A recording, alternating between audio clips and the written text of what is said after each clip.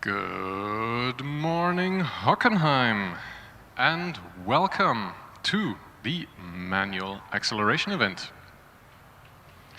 We've been sitting here on the starting line of the Hockenheim ring, patiently waiting for the first car to run. They've been here since the very start, waiting, getting through the pre-queue check. And now that I see the university name, I, for the life of me, can't figure out how to pronounce that. It is car number 17, our first runner for the day. I believe it's called a Cluj-Napoca. First runner of the day. Let's see them set a benchmark for the rest of the teams to follow. I believe until 12 o'clock or 12:30. 1:30 even. So 5.5 hours of action to come.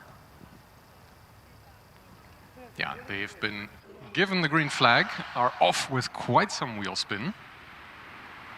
Seems like the car is hitting a speed limit somewhere halfway down the track of 4.93. Okay, first time of the day. Time on the board. Purple for now, of course.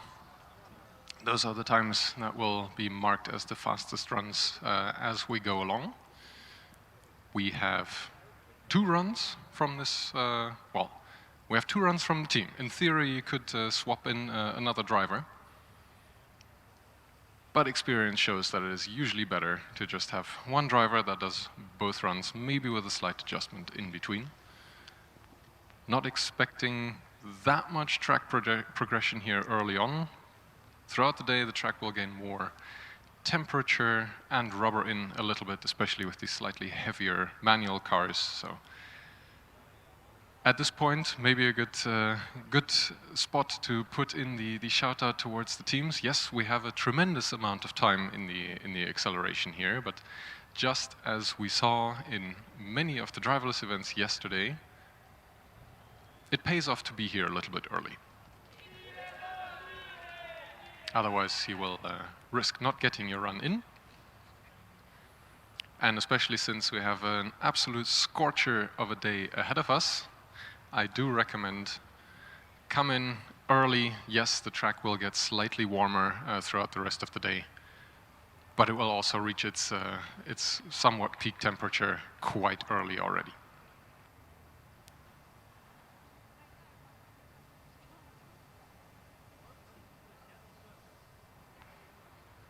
I was already thinking this was going to be the case. Cluj-Napoca not electing for the second run right away, instead pulling out into the post-inspection queue.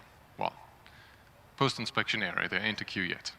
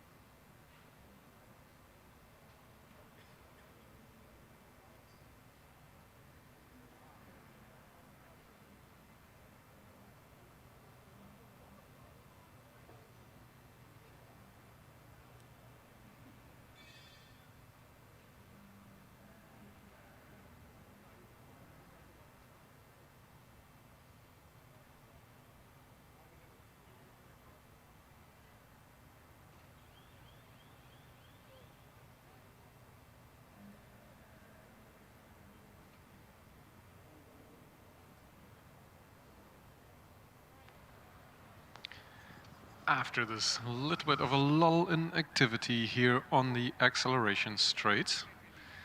We have a returning customer. Cluj-Napoca is already back for their second run of the day.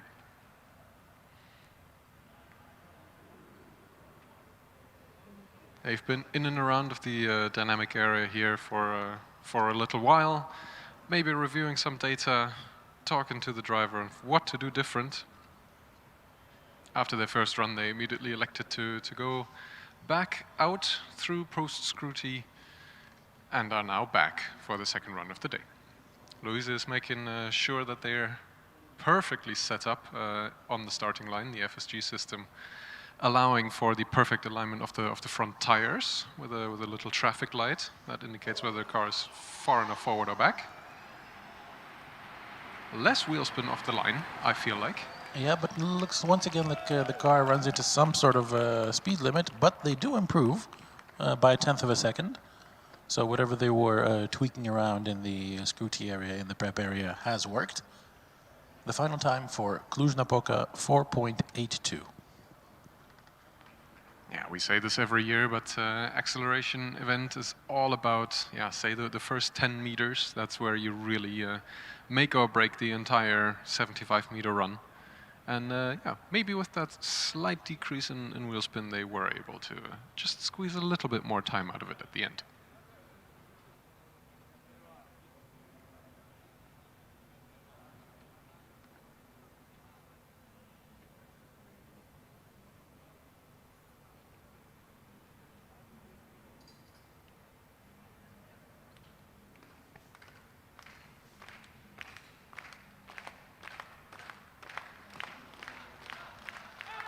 And looking at the driverless acceleration times from yesterday, the top 4 were all under 3.4 seconds. What do you think, Jonas? Will we see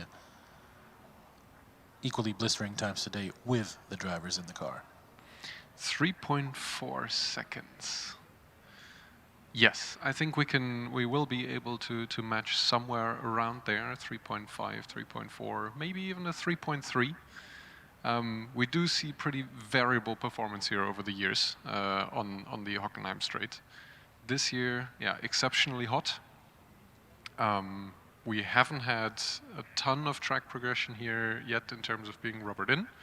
That is something that you do see a little bit with the manual cars, that it does get slightly easier over the course of the day to set a faster time. Having said that, that shouldn't mean to the teams that you can just wait however long you want. Please, let's try and avoid the scenario of a clogged second run queue at the end of the event slot here. I mean, I think even with 5.5 hours allotted for the manual acceleration, as we've seen with pretty much every other dynamic event, it will all get clogged up by the end. I think the only exception so far has been the night skid pad session yesterday. Yeah, that was, I think, the only Formula Student event in history where we ran out of runners towards the end. But it was still pretty spectacular to watch. I really enjoyed it last night. Indeed. Yeah, it seemed a couple of drivers were struggling with finding their way around the circuit. In fact, the car that we just saw, the car from Cluj, I think unfortunately were not able to set a valid time at the skid pad yesterday. So I'm sure they'll be glad to get some points on the board here at the manual acceleration. And looking at the rest of the times for the driverless cars, you did mention that you might see the drivers reaching the 3.3, 3.4 range, but the fastest times from yesterday were from Karlsruhe with a 3.16, and I think I even saw TU Fast get a 3.11. Unfortunately, the car was not able to brake in time, so that run was disqualified, but still, 3.1 seconds. Yeah, of course, this track is slightly more straightforward than the forest of lights on the skid pad yesterday. Driverless, the main difference, of course, is the extra weight that you carry around in your driver. All the driverless equipment has to remain on and in the car, so you literally only add somewhere between yeah, 60, 80, 90 kilos of extra, well, not dead, but mass nevertheless. That gives you a little bit more of downforce, static downforce at the beginning of your run, but it's also extra mass that you have to accelerate all the way throughout. That's why I'm a little bit hesitant to call it that we'll beat driverless in this setup. But yeah, you also have to beat the heat, especially today. It's going to be another absolutely blistering day, and then hopefully towards the evening today it will cool off a little bit with some rain, so we'll get extra humidity and extra toasty feelings here towards the evening.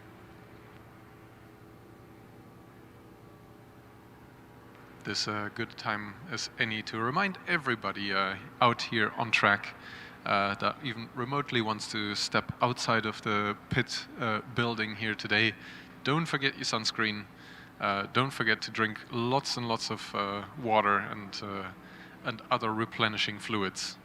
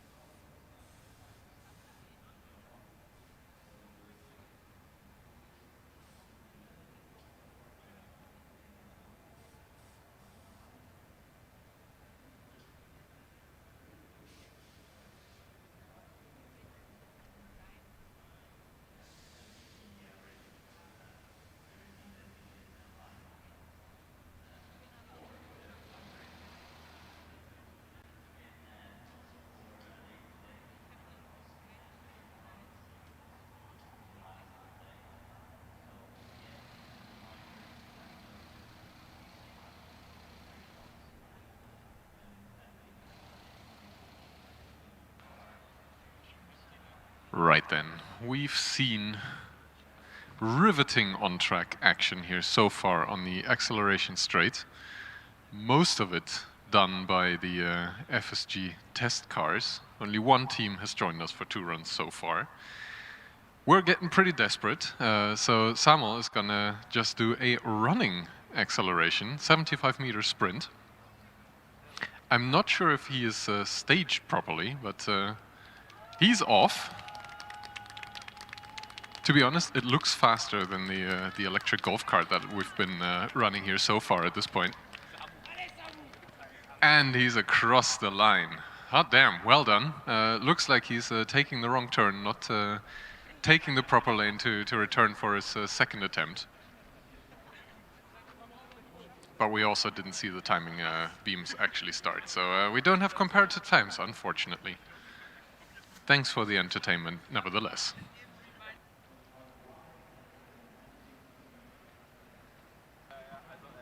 Of course, this is a good opportunity to remind teams that while the track drive is probably a super interesting event to join as well, we've been hearing lots of action from over there.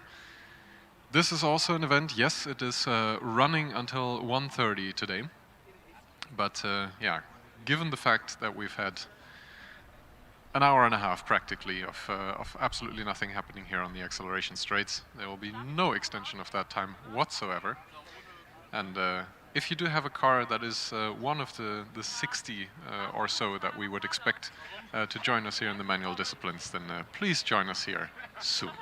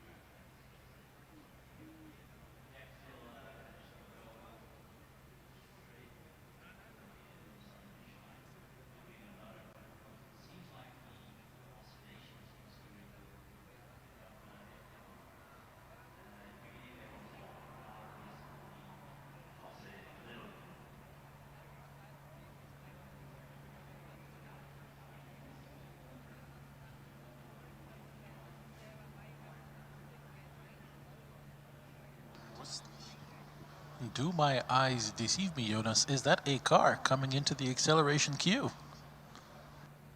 It sure is an car. I did not quite catch the number or team name on the side. It's slightly too far away for that. They won't join us immediately. I think Samu has time for just another perfect run, literally. Man, he's really putting everything into this. Yeah, I think the timing beacon, unfortunately, not triggered this time either. Yeah, I think he's missing a transponder. Yeah, I feel like he might have hit a speed limiter about halfway down the line. Yeah, and we really egged him on to do a proper return. So now he is taking that very seriously, running all the way back to the pit exit, and hopefully returning in the proper lane this time. Yeah, so a 2-leg drive. Let's see how it will compare to some of the other contestants we have. Is that 2 cars? Not quite entering the queue just yet. I saw a very suspicious blue stripe on the livery of one of them. Maybe it's Tallinn.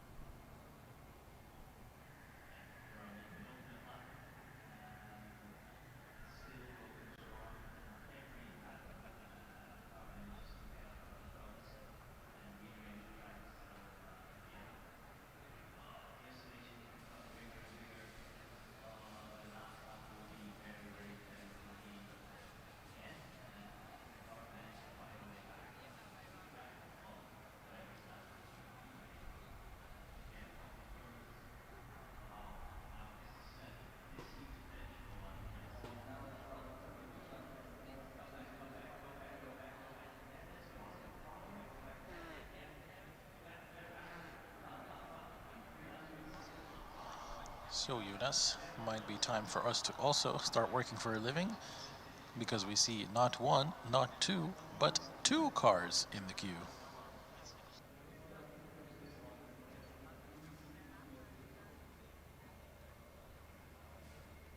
Yeah, indeed, the mystery about who it is has been lifted in the meantime. We have Pilsen and Bern as our second and third customers of the day.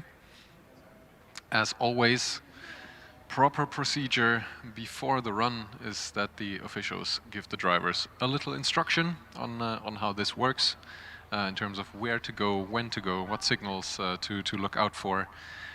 Sometimes they do a little pre-inspection, wiggle the tires, other little scrutineering steps before the run. Then the cars will be motioned into the driver-only queue. That's right under the Ravenhall Bridge here.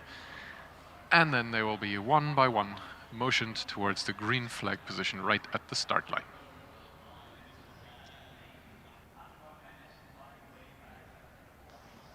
Now we can see that the best time of the day so far is a 4.82 set by Cluj-Napoca, rather early on in the day. So let's see how Pilsen and Bern will stack up. Yeah, they were here with us right at the very beginning at pretty much 8, I think a quarter past 8. They were already ready and done with their first run. Now it's just after 10. We still have 3.5 hours, just under 3.5 hours left to go in this event. We would expect about 60 cars to be able to run. We've done a grand total of 1, and we're just about to have the first run of Pilsen as they make their way to the green flag.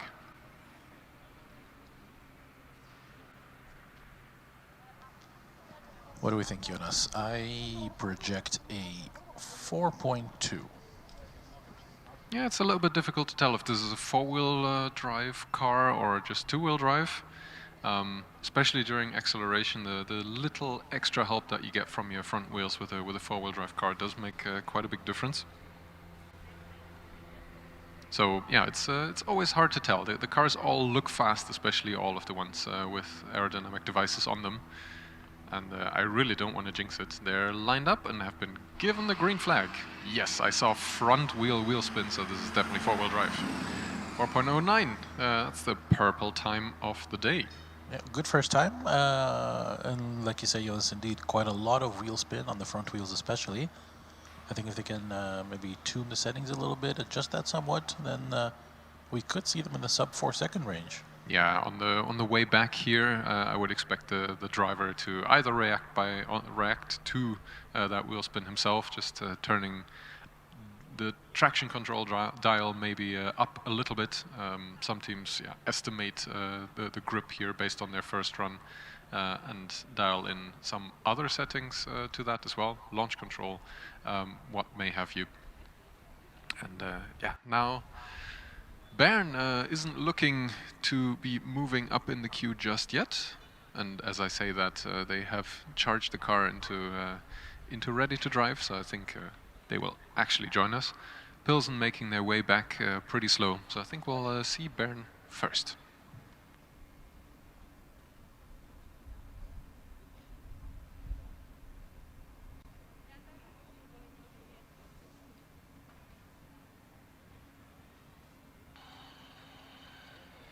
Yeah, that blue and purple that I was mistaken for Tallinn just a minute ago, really glistening in the sweet morning sun here in Hockenheim. Yeah, I think one of the 2 or 3 cars that have that color combination. Let's see if it helps them go fast. Good launch, a bit of a wiggle, a bit of torque steering at the start, but still a very good time, 3.6. 3.6. These guys were also pretty fast on the skid pad yesterday, but yeah, that wiggle about 15 meters into the run, and also a slight hesitation, I think about 10 meters before the finish line. I think there is more in it for them for sure. Pilsen, meanwhile, have elected not to do their second run immediately. Maybe the team members slightly concerned and want to fix more than just a couple of settings they can tweak on the dashboard for their second and last run of the day. Now we would be waiting for Bern to make that same decision too, to immediately rerun, which is yeah, basically the option that I would go for. You've already made your way into the dynamic area here, which is on the opposite end of the entrance of where the track drive and also the autocross this afternoon is going to be. You might as well make the most of it.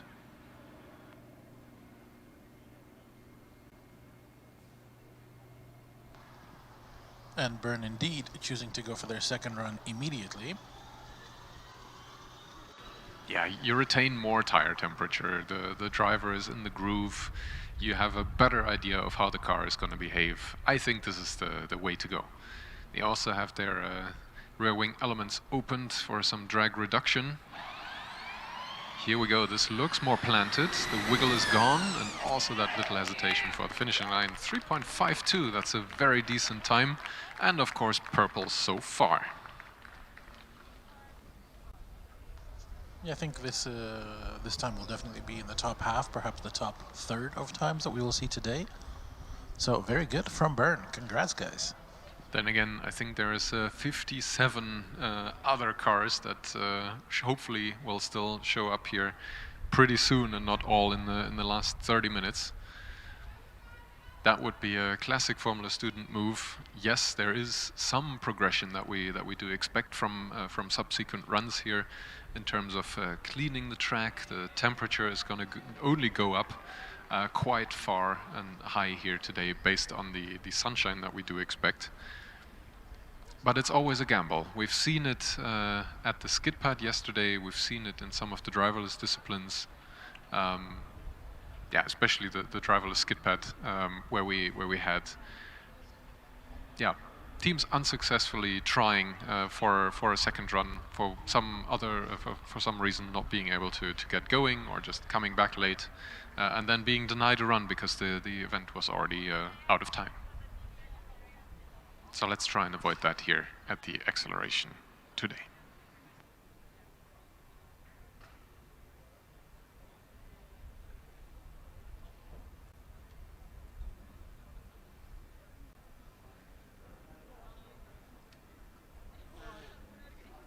Baron, by the way, filled out the commentary form.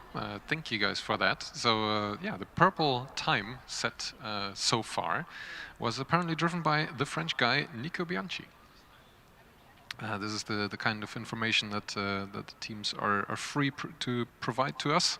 If you haven't done so already as a team, then please do. This is information that we like to sprinkle in every now and then, whenever we have the time. Especially during the endurance, we like to read out who is driving, but also, yeah, information like who is driving the other disciplines can be nice to know.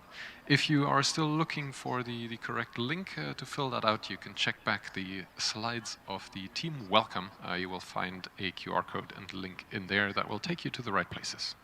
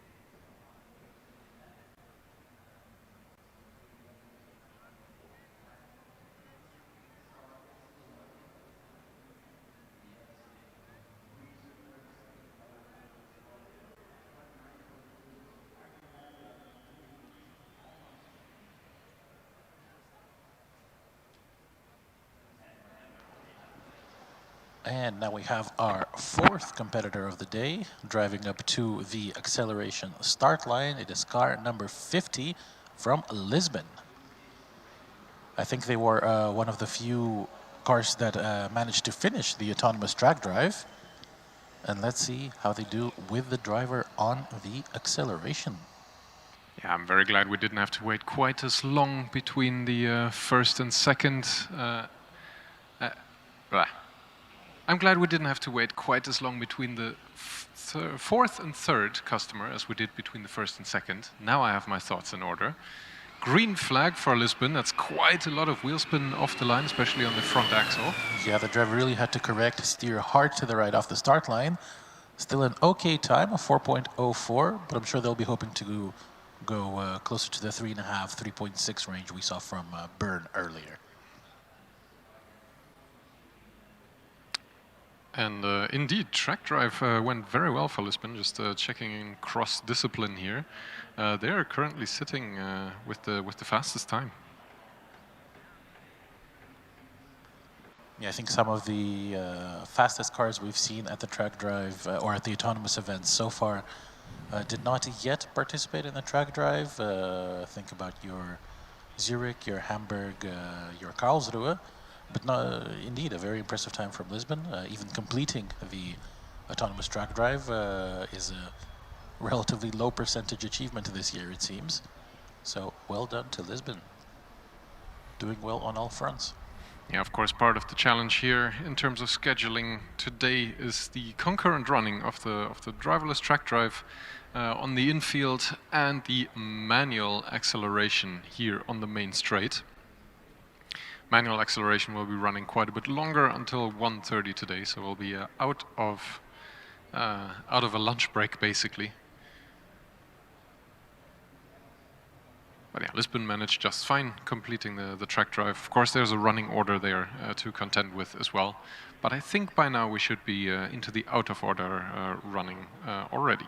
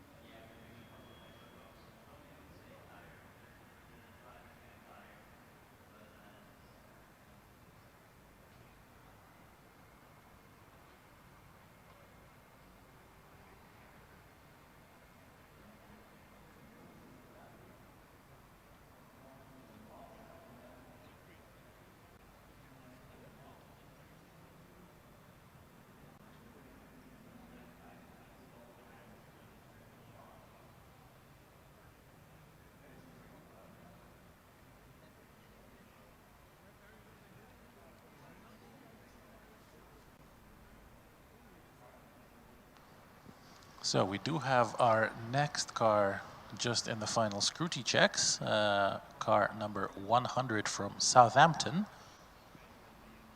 I think this might be the first of the 3 British cars we could see participate in a dynamic event. Yeah, we noticed that these guys were just freshly through scrutineering, basically. So very nice that they are showing up to the acceleration here right away.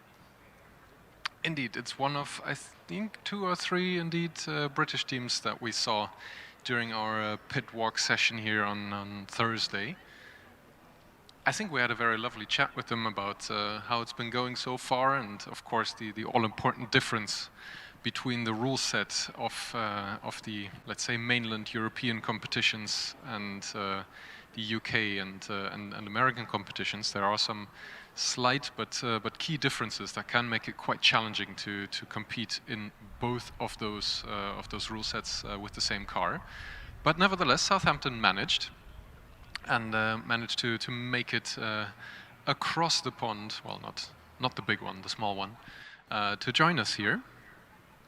And they made it all the way through scrutineering. That can also be a challenge the further away you are, of course.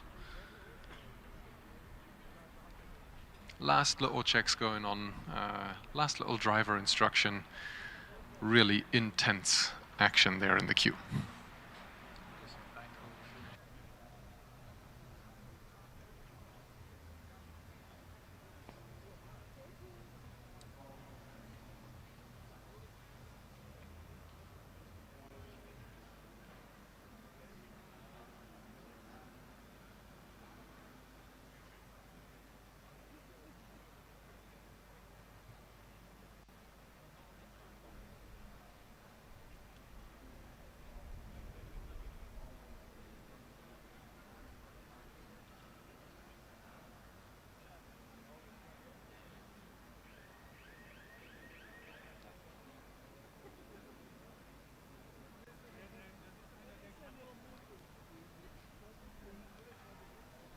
That was the ready-to-drive sound from the Southampton car. I would hope that means that they can get moving towards the green flag here pretty soon. A T-cell light is flashing red, indicating that the car is indeed ready to drive. Right behind them in the queue, by the way, car number 13. That is from Valet Racing, or also known much shorter to refer to as Sion. Valet Wallace VW. I'm sure that's not going to get confusing at all. We already saw Valet driving in the manual skid pad last night. With a 5.85 seconds, that would be not so fast of an acceleration. Southampton, meanwhile, does get through the final checks and does make their way over to the start line. From what I can tell, I think it's a rear-wheel drive only car. Well, at least it shouldn't have any issues with front wheel spin. Let's see how they do.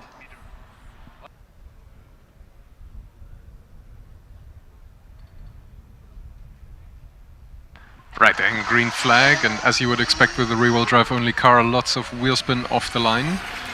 4.89. That puts them, I think, in the top 3 of the acceleration as it stands. Yeah, the DRS elements staying closed, assuming they do have DRS. Definitely multiple elements on the rear wing, so it could be that maybe that system is just not fully functioning yet. But yes, 4.89, and I'm sure they'll be hoping to improve, maybe down to the 4.5 range. It actually doesn't put them in the top 3. They're in 5th place right now. But yeah, there was definitely more in there. Maybe some slightly turning down the traction control, or just being gentler with the driver's foot the manual way. Might go a long way. Less wheel spin off the line here at the acceleration always results in more potential in the run itself. Sion, meanwhile, having made their way to the final scrutineering checks, are now being wheeled away. Not sure if they have discovered some issue with the car or if they chose to do some do a little bit more tweaking before attempting their first run. There are, of course, only 2 runs available for the manual acceleration. I think that's been the case for a few years already. In the past, people could do 4 attempts, and perhaps now limited to only 2. The teams really want to make sure they have their settings down, the car set up exactly the way that they would like it before they proceed onto the track. Southampton, by the way, electing to not go for an immediate rerun. They are now joining the post-scrutineering queue. So hopefully we'll see them back later on, maybe with a second driver or with the same driver, but just for a second attempt. Yes, Ion decided not to go all the way back out of the queue. They're just staying in the preparation area. I see a couple of umbrellas coming out, not a lot of work being done on the car. But meanwhile, there is another vehicle being pushed in the back. And I think, based on the fact that they have a front wing but no rear wing, that should be Bochum.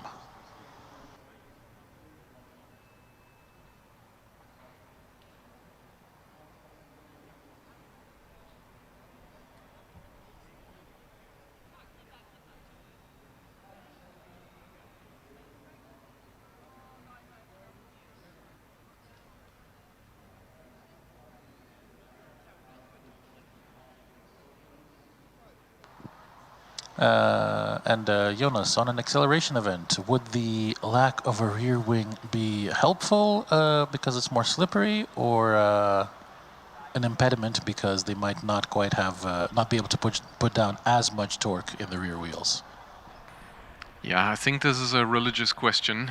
You'll get a different answer depending on who you ask, and it's all based on opinions.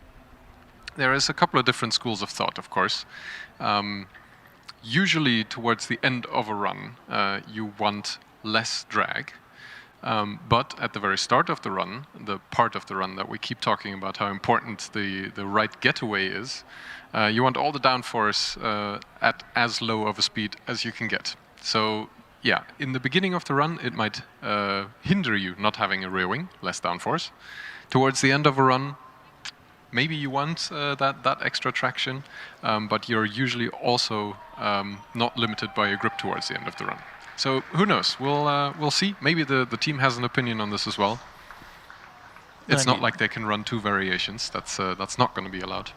No, and indeed, like you say, there are as many opinions as there are teams, perhaps even as many as there are team members here at FSG. But if I think to the acceleration world record cars that a couple of Formula Student teams have put forth, from Delft, from Rennteam Stuttgart, from AMZ, they of course were not running competition spec. You know, there was a lot of tuning, a lot of adjustment done to maximize the performance for acceleration, but all of those cars, I believe, did their runs with no aero at all. Yeah, of course, that's very different calculus. That's not competition trim, and yeah, the state that you present the car in here has to be suitable for all disciplines the same way, and that's probably the main trade-off. I would be quite curious to see how Bochum stacks up here in the acceleration compared to the other teams that have a similar loadout, and then during autocross, where yeah, you really want a rear wing on your car for maximum agility in that discipline.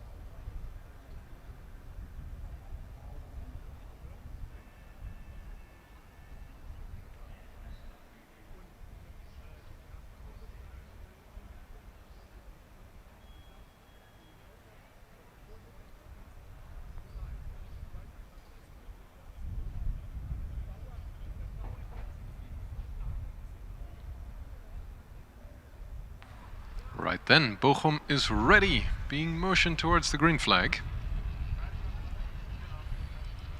It does look really strange. The car looks pretty long, and then without a rear wing on top, it looks really low slung to the ground, especially in the rear.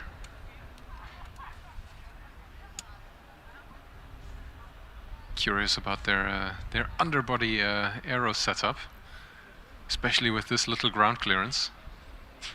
Of course, there are always post-scrutiny checks about the rules compliance of the ground clearance. It's a very steady set-off.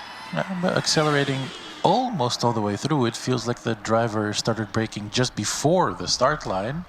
It is a 4.94 on their first attempt, but it definitely feels like there is a little bit more performance there, at least in terms of the top speed that could be achieved. Yeah, in the first 20 meters, I think there's definitely more acceleration to be had, especially from an electric car.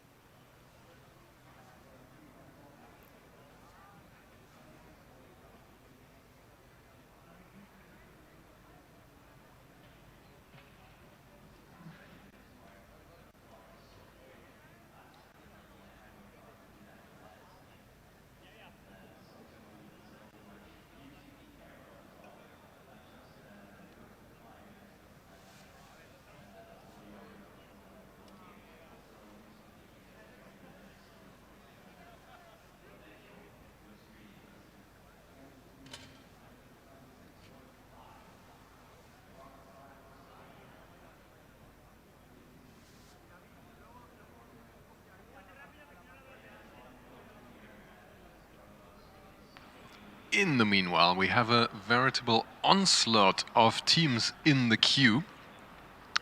Igor is going to be able to tell us more about who exactly it is that has joined us here for their first runs in acceleration today.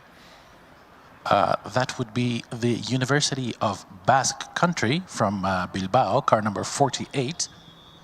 The car from Sion, number 13, has returned into the queue. And behind them, we also have car number 267 from Osnabrück.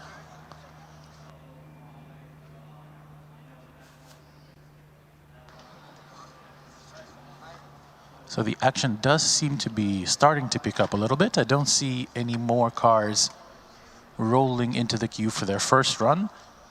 But I'm sure as the day goes on, the queue will get longer, the time will get shorter, and hopefully we will still have enough time for everybody to do both of their runs. But if you want to make sure that you have enough time, you better start making your way over here already.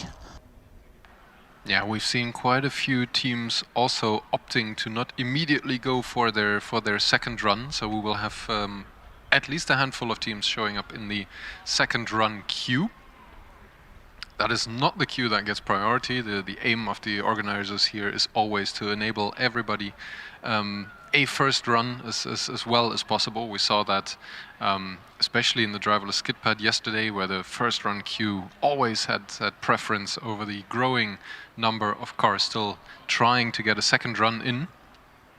But yeah, the priority is only given the first time around, understandably so.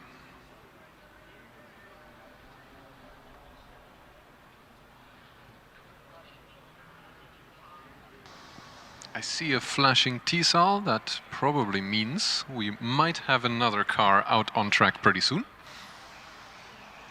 Indeed, that would be the car from Bilbao. And looking at the rear wing, I can see that their elements are already locked in the open position. So they definitely are putting more weight behind the less drag and less downforce at the start. Yeah, we've talked many a time in the past few years about the efficacy of DRS during the acceleration. I'm pretty sure I remember Matti's opinion correctly on this, that it's more difficult to try and open the DRS from a close to an open position during the run at the perfect time than to just open it outright from the get-go. So I think Bilbao are definitely going for the safer option there. Trying to automatically open it at the right point in the run is difficult enough that you can actually make it worse than if you just keep it open right from the start. And now we're going to have 4 cars in the queue. We have car number 50 from Lisbon returning. They will be the first to join the second run queue. So the action picking up, also seeing, I think, a lot more movement in the pit lane. I think the driverless track drive might be almost wrapping up. So a lot of cars should be making their way on over to the acceleration very soon. Yeah, Lisbon was the third car that was with us here today, one of the earlier runners. And yeah, now it's really good to see. We have quite a few cars in the queue, but Bilbao discharged again by the looks of it. Not quite ready yet. Yes, indeed, they discharged and then they, I think, turned off the car and sort of turned it off and on again fully. Now they're doing some more checks, the driver getting the final briefing, so they should be ready to go in about a minute or so. Maybe it's worthwhile to point out that when we say the car discharged, we don't mean that the driver soiled himself or anything like that. That just purely refers to the high voltage system, which you can always tell from the light at the top of the main hoop above the driver's head. A solid green light means that the car low voltage system is on, so pumps, fans, computers like that will be running. But the tractive system is only charged with high voltage and therefore could move at any moment when that light flashes red.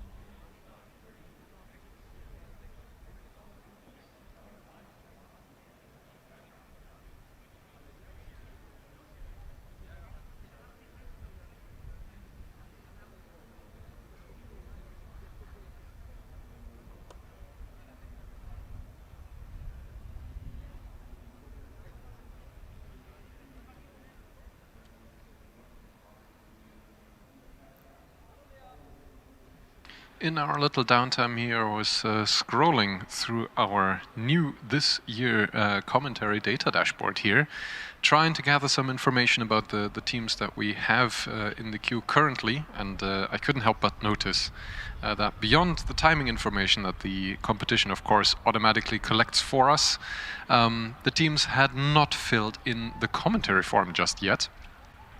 Historically, this was mostly used during the endurance, but now with this new dashboard, we also have the capacity to sprinkle in some information during the acceleration skid pad, other manual disciplines, and even driverless. So yeah, shout out to the teams that have already filled in the commentary form, and yeah, brief plea of please help us out to help you be represented appropriately here on stream. Fill in the commentary form. You can find the link in the team welcome slides from the FSG website. And the tractor system now has been reactivated on the car from Bilbao. And you hear the characteristic ready to drive beep. The driver checking some final things on the dashboard, it seems, before moving forward.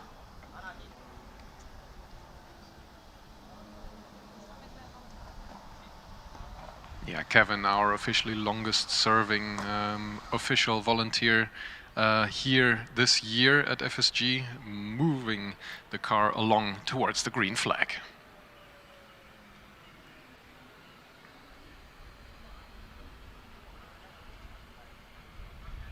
Yeah, I'm looking at the setup of Bilbao here. I see tractive wiring going to all four wheels, so we'll be looking out for wheel spin on all 4 tires. Louisa just positioning the car just so with the handy-dandy traffic light that positions the front tires at the precise distance from the start line. There. Green flag, lots of wheel spin from the rear this time around, and it also looks like they hit a top speed limit of some description. They definitely peaked in their acceleration well before the finish line. Yeah, we have car number 13 from Sion already ready to go. And the action is picking up in the queue as well. Lisbon has already been told to line up just before the entrance to the start line. Osnabrück as well. So we should be seeing some pretty fast-paced action. Again, lots of front wheel spin. We've already seen this from some of the other four-wheel drive teams. 3.98 is still a decent time. I would expect Sion to be able to improve that quite a bit for their second run. Yeah, but I'm already hearing a big cheer from the team, so they're definitely very happy with the sub for a second time. And indeed, let's hope to see them improve as Lisbon now lines up for their second attempt. I saw the driver doing a little bit of a slalom, a little bit of left-right action on the approach to the start line. Yeah, not sure how much heat that would have put into the tires, but every 10th, 100th of a degree does make that just slight bit of difference. That looks a bit smoother, 3.93, an improvement for Lisbon, if I'm not mistaken. Yes, about a 10th faster than their first run, so it's good they came back. Osnabrück now on the start line. I don't think we've seen them at the dynamic events yet, perhaps at the night skid pad yesterday. Of course, it was very dark, difficult to tell the cars apart. Let's see how they do on the acceleration.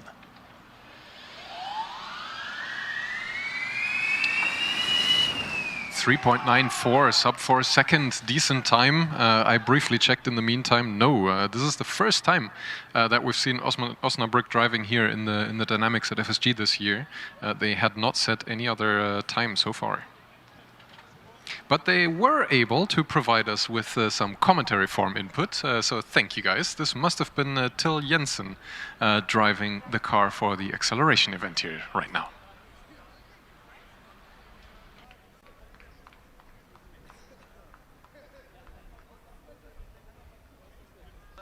Yeah, I'm hearing from the team members here that it was not the person that you mentioned, Jonas. It was a driver called Linas driving the acceleration. Well, it's great if we have information provided to us that is not quite correct, but hey, we're grateful for any team that fills out the form. We actually have a slight traffic jam developing here behind us in the pit lane. Sion not going for an immediate rerun. Lisbon, of course, it was their second attempt already, and the cause of the traffic jam was car number 48 from Bilbao. I think the Osnabrück team members are staying here for now, so I think they will be, at least they were planning on doing their second run immediately. We'll need to see if that calculus has changed in any way. Meanwhile, we do see two cars in the queue, one already receiving the driver briefing. That is car number 343 from Constance. I don't see the fancy flashing eyes anymore, but the car does look pretty menacing. And there is one more car a little bit further back in the prep area. I can't quite make out the number or the university name, but once they make it a little bit further, we will announce who we expect to see. Yeah, Osnabrück now trying to make their way past Bilbao as well. I did manage to find out what was ailing them. They had an IMD error as they were returning here to the beginning of the starting line. That's always something that the scrutineers do want to check out. They briefly measured the tractive system voltage through the measurement points just to try and make sure that the car is safe enough to handle. They're now being pushed away into the post-scrutineering area, probably for some further checks. This looks like we might not see Bilbao quite so soon again.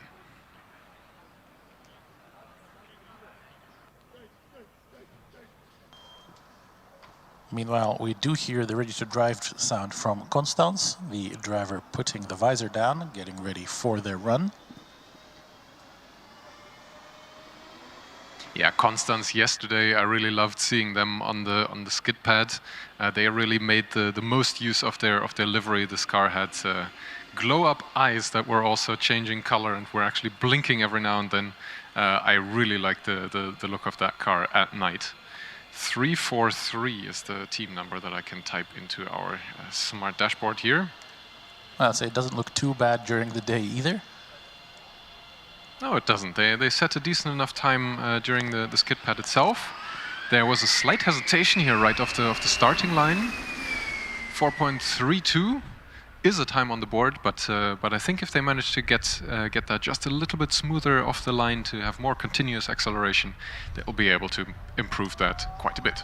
Yeah, I think the team members here were also a little bit upset with a little bit that little wiggle that we saw off of the start line. So the team member is definitely hoping for more on their second attempt. We'll see if they decide to do it immediately or not. And for now, the queue is a little bit empty. Once again. Once again, indeed. Yeah, maybe in the meantime I can say a little bit about the post-scrutineering. That's an area of much activity right now. 4 teams being checked over after their run.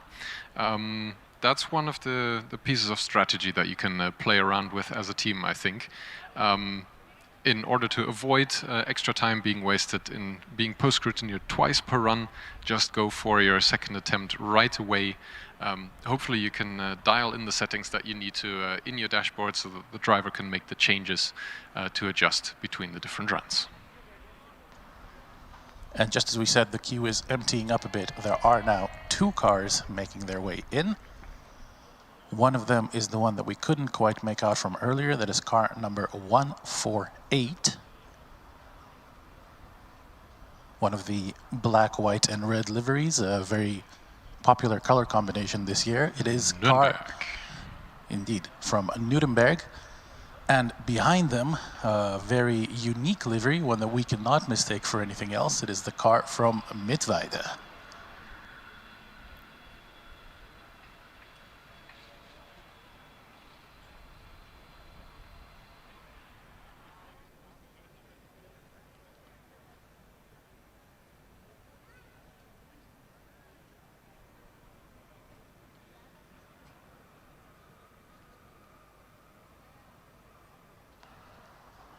And do I remember correctly, Jonas, that Nuremberg was one of the faster cars on the skid pad yesterday, or was that Dortmund? I think they might have a very similar chassis shape. Maybe Dortmund was also one of the faster ones. I did briefly check on Nürnberg. They are P9 in the timings, of course, barring any cone penalties and other shenanigans that happens in post-scrutineering. But yeah, we have a good chance of seeing a good acceleration run from them as well.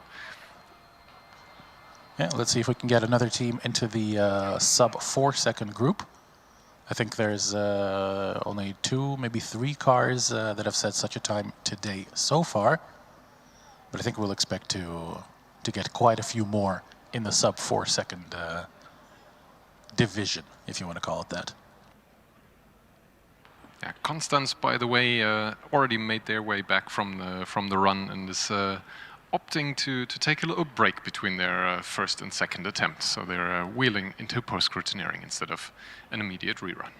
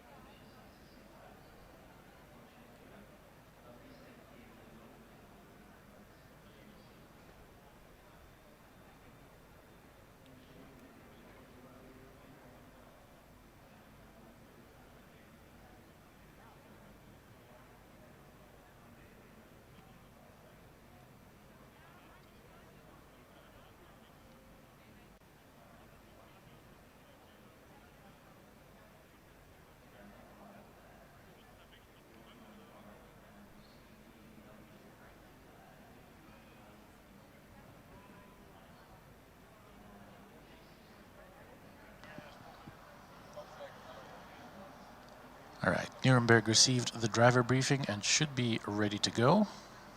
Tractive system is engaged. Yeah, I remember a time when the driver briefing was indeed held flight attendant style. They would have the nice hand signals to really tell the drivers where to go. Doesn't look like the officials employ that system anymore. But hey, we're here to think about old times and tell you what is happening in the new.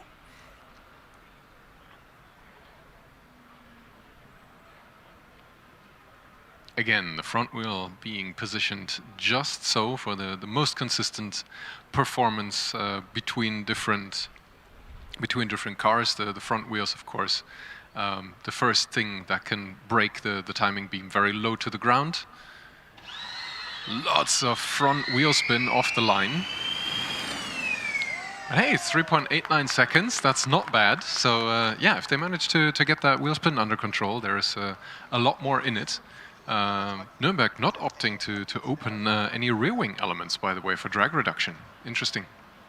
Yeah, the team members were definitely very happy with that 3.89. So if they can improve on that, then I expect to see even louder, even more joyful cheers from the team members. I am not sure whether they want to go for their second run immediately. The team members are staying here for now. So I think they will be doing their second run. Let's see if the car turns in. Yes, it does. Yeah, they came back quite quickly. That's something that I would expect the driver to do, who's really eager to keep as much temperature in the tires as possible for the second run right away.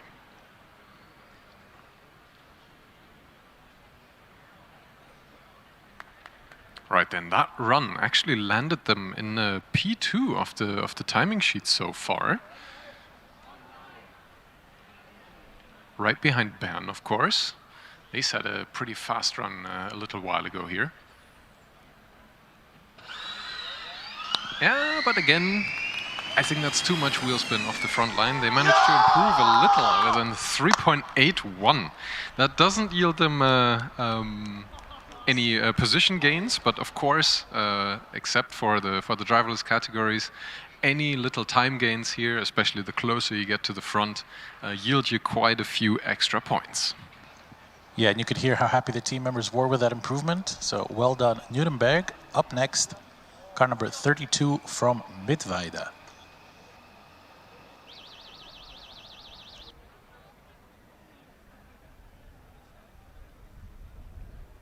Yeah, this was one of the cars that I think we remember from our walk through the pits, not because there was a lot of frenzied activity, but because the team was very calmly taking their time, ensuring they get enough sleep while we were still walking the pits late in the evening. This is a rear-wheel only EV, so I would expect, yeah, just by the nature of it, lots of wheel spin on the rear axle for this run.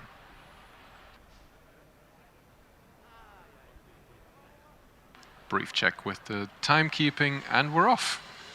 And again, I'm wrong. I think the teams are really eager to prove me wrong every time I say something with relative certainty. 4.7. I think with more pizzazz in the launch, there is definitely more in it for them. Yeah, now there is a bit of a, well, not a tsunami of cars yet, but definitely, I'd say, a tidal wave. We have Bochum coming back for their second run, and a couple of cars coming in for their first attempts. I see car number 73 from Dusseldorf. Behind is what seems to be the car from Tallinn, based on the livery, but I can't quite make out the number yet. And there are some more cars at the entry of the first run queue, so plenty of action in the coming moments. Yeah, Bochum is already charged, looks pretty ready to go. If it's the same driver, of course, it's procedure as before. I don't think there's an additional briefing necessary a second time around.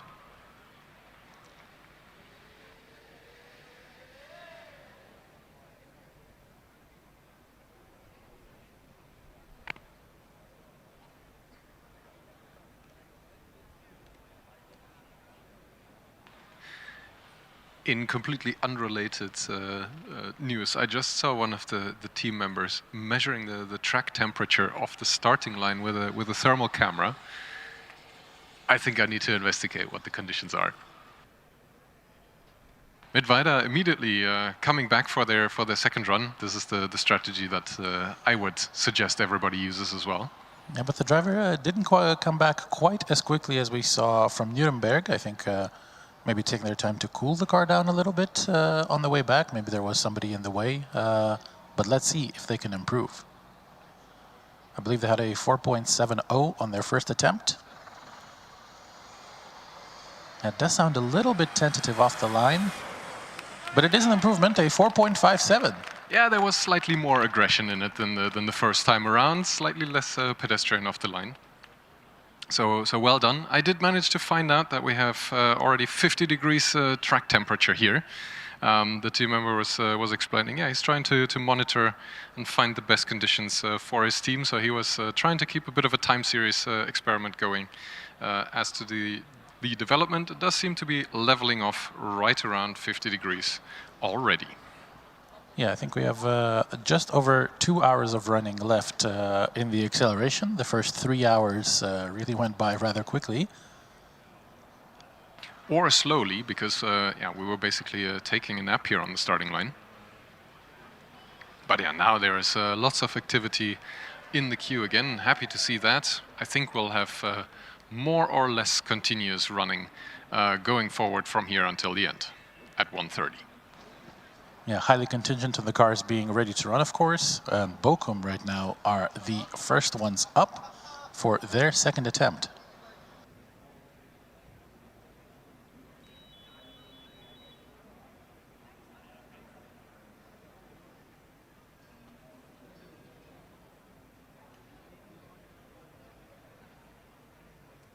Bochum, their first attempt was a 4.94. We debated lots about the absence of a rear wing in this. Let's see if the slight increase in track temperature and maybe some of the changes that the team managed to program yield any improvements. It doesn't look like so. The car immediately lurching forward and coming to a rolling stop. The tractive system looks de-energized as well. Let's see if we can get it going again at least. But yeah, the time is already running. We've crossed the start line. This is not going to be a successful run. The team members are already walking towards the car with their push bar. I think they know or have a hunch of what might have happened and are recovering the car already.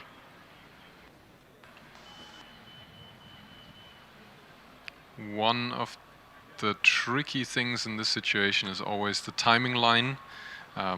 Usually the timing system is pretty sensitive to the line being crossed unintentionally, but given the exact position, I don't think it's avoidable to have some people walk through there right now. Yeah, meanwhile I have car number 73 from Dusseldorf here ready to go, and I think you can even catch it on the speakers. There's a bit of a jet engine sound coming from the cooling system.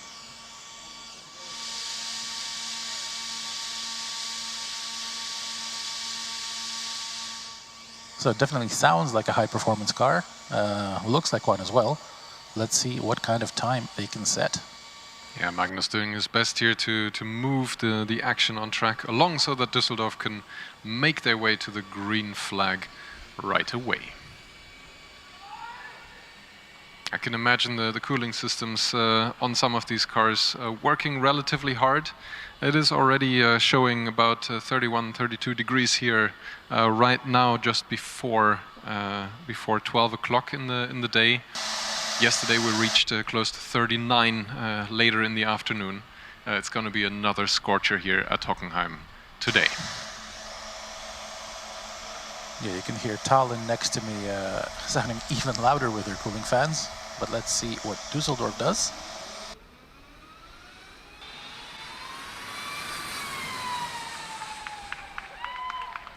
Yeah, it looks like the timing is having a little hiccup. I'm not seeing a result for them just yet.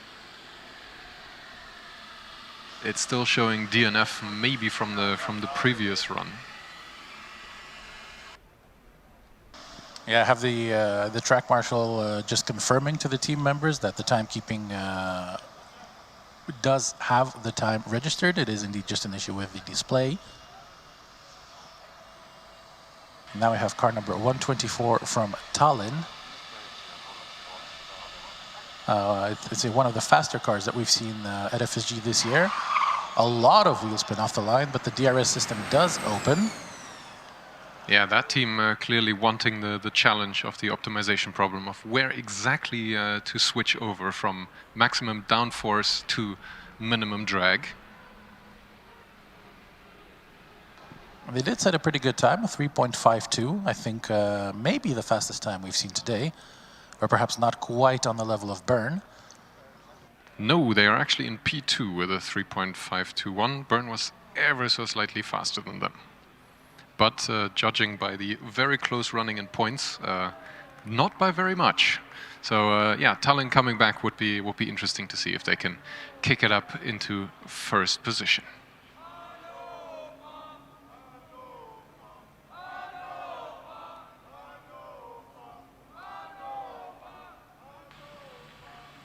Louise taking extra time and care to really align Hannover on the starting line.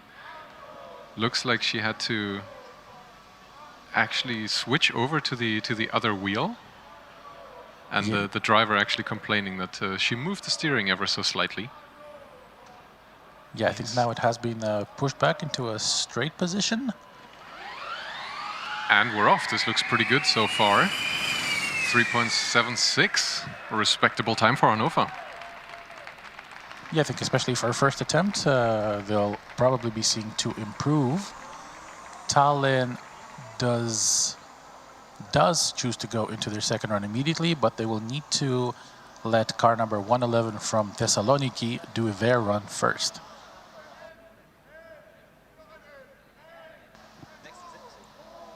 Oh, and I see coming up here in the queue, car number 90 from Milano, and they do have a front wing on their car again.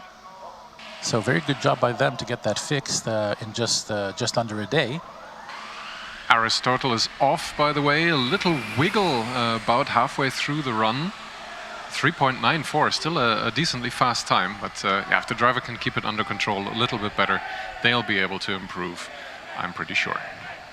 Tallinn now for their second run.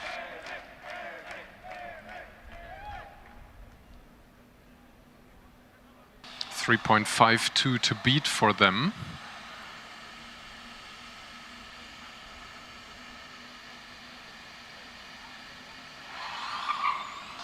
It did seem like a bit more wheel spin off the line this time. And it's an exactly same time of 3.52. So perhaps perhaps the traction control is set up in such a way that the driver simply hits the pedal as hard as they can, and the car figures out the rest. Yeah, the timing here shows us the hundreds. The timing system is capable of measuring thousands, and it was actually ever so slightly slower than their first run. So no improvement for Tallinn, unfortunately. But now we have car number 90 from Milan. The rear wing is already open at the start. That sounded fast, like a growling sound coming from the car towards the end of the run, 3.56. Hot on the heels of Tallinn.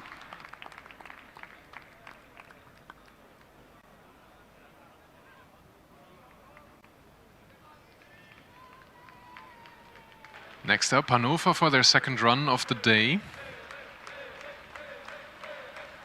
Again, the final alignment taking a little bit of time. But I look over and I see an empty queue, so yeah, no pressure for Hannover.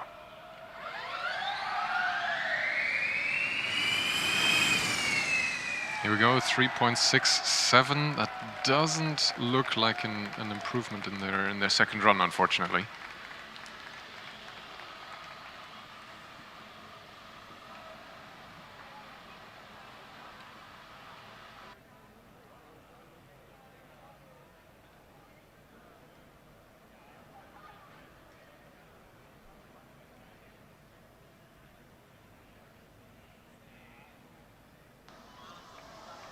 And so it seems that there are no cars jumping into their second run, and a bit of a lull in the action for now, as no cars are already ready to go in the queue. There are a couple of cars doing some final checks, doing some final preparations, so we should see some on-track action again soon.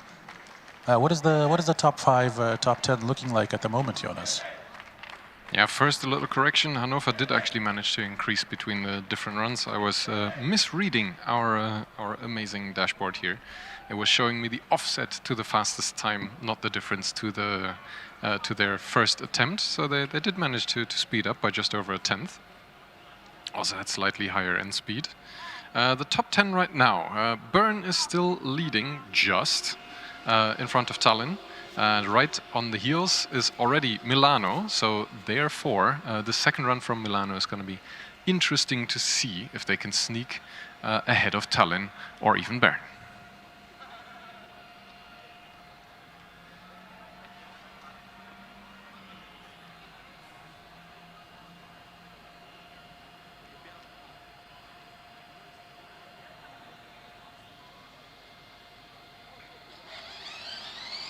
Here we go, this looked a little bit smoother from Milano.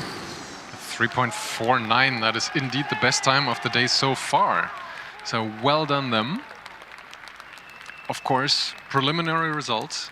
We still want to see them get through pro-scrutiny to really make this a valid session for them.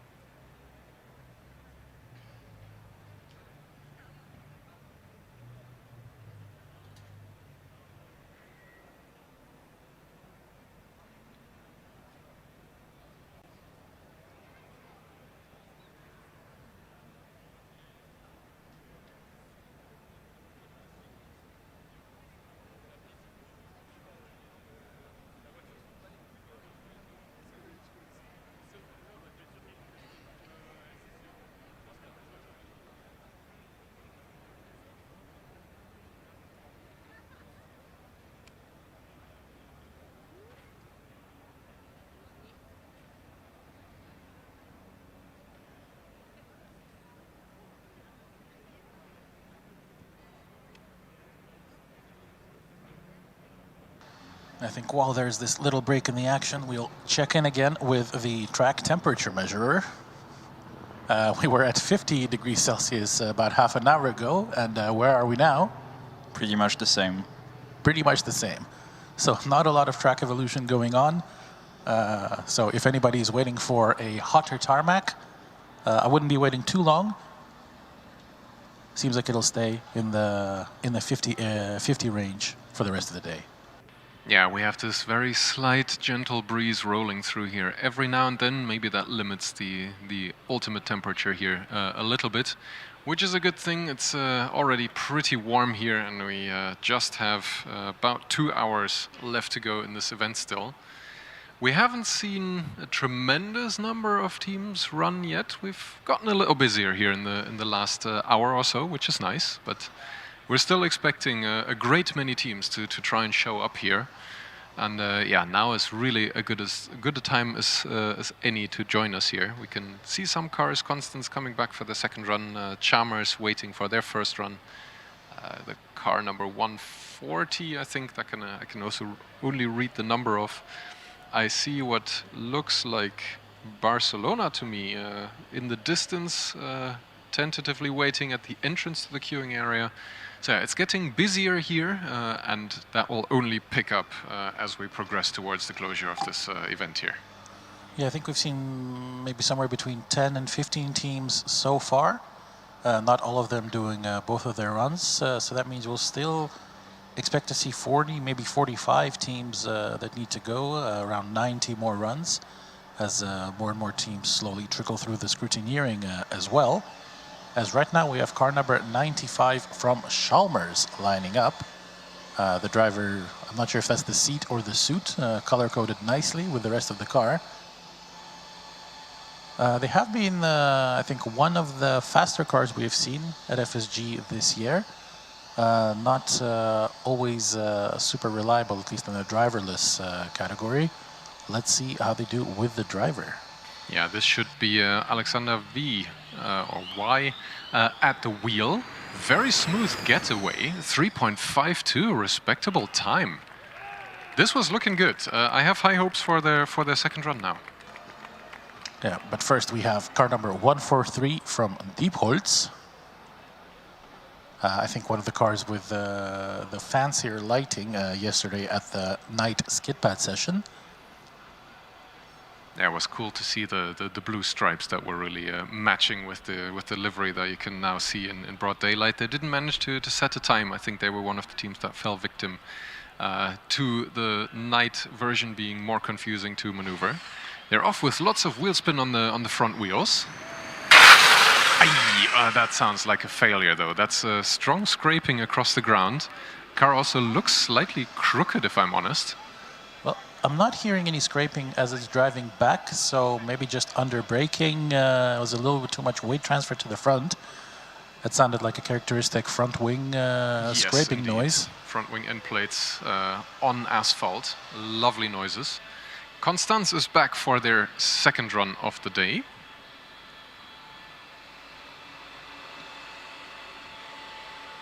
And Chalmers is immediately opting for their second run immediately after their first run. They need to wait a little bit until Constance has moved off of the starting line. Yeah, Constance had a 4.324 on their first attempt. It is definitely looking faster to me this time around. Still very wiggly, but a 3.68. That's a huge improvement, over half a second. That will really yield a lot of extra points for them, and it looked more aggressive off the starting line as well. Yeah, still very wiggly, and I think also we didn't mention with the car from Diepholz, they had a lot of front wheel spin off the line. The driver seemed to come off the throttle, then go on again, and then there was more front wheel spin for around the whole middle third as Chalmers sets off on their second run. Looks more or less the same, and is more or less the same. They improved by 1/100th of a second, but still an improvement. Still a couple of tenths of a point, maybe a full point more. And of course, at FSG, every single point counts. Yeah, we alluded to it a little bit earlier. The way the scoring here works is that the closer you are to the front, the minimal time gains will really yield you a lot of extra points. Yeah, defaults not coming back for their second run immediately, instead opting to go through post-scrutineering. It does look like their front wing is has a lot of angle of attack in it. I'll try and investigate further. I think now is good a time as any, indeed, to do some post-scrutiny investigation, because once more the queue is looking a little bit barren. Chalmers is just rolling back, but of course they did both of their attempts already, so they will go to the post-scrutiny section as well. I do see one or two cars getting ready in the pre-queue area. Let's see who is going to come next. Yeah, Deep Pulse, I was taking an unofficial look at their front wing. It looks like the left-hand side has been scraping across the ground, not just here on the acceleration straight today. There was actually part of the toe plate that was already worn through. And yeah, it had a lot of angle of attack in it. I hope they can make it through the post-scrutineering with a valid run. Otherwise, they really do have to fix this in time and come back for the second attempt to be able to score some points here on the acceleration.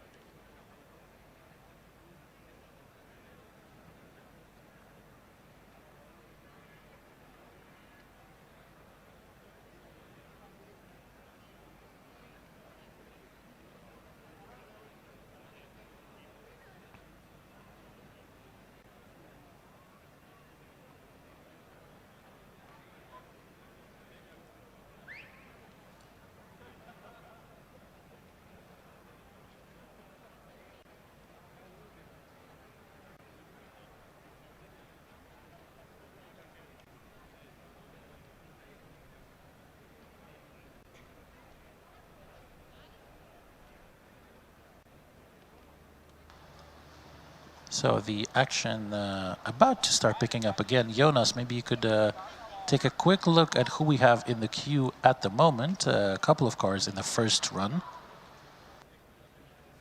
Indeed, I see Lübeck being checked over by the scrutineers. I see Barcelona getting instructions of where and how to drive, and Wrocław is the third one already lined up.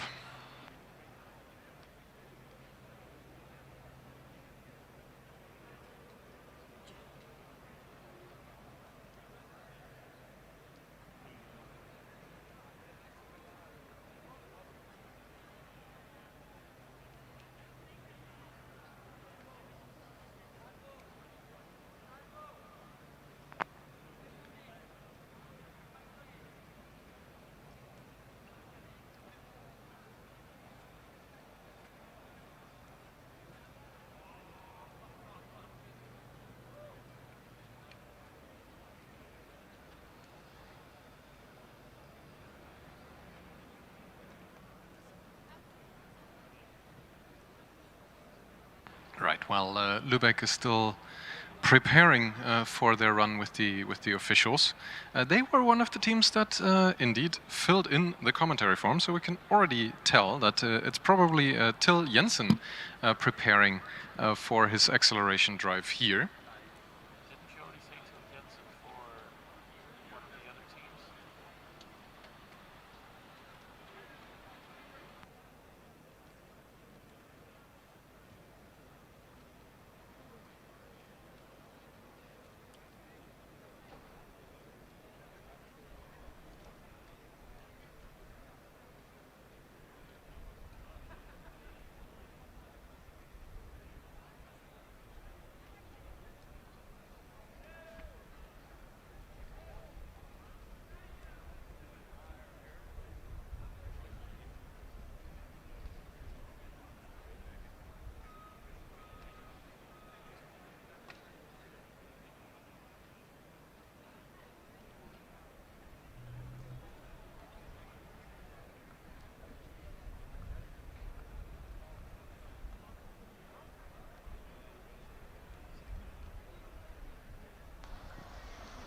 So our next contestant, car number 150 from Lübeck, making their way to the start line.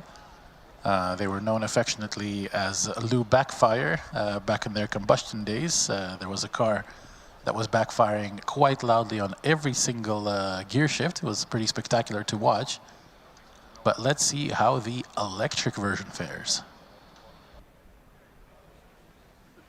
Yeah, I really hope it's not an issue in our commentary dashboard here. Brief jerk off of the line from Lübeck. This might have been just not enough to break the timing line. I don't see the timing running just yet, so maybe they can still recover this run. Driver is pushing a few buttons on the dashboard, trying to get things reset.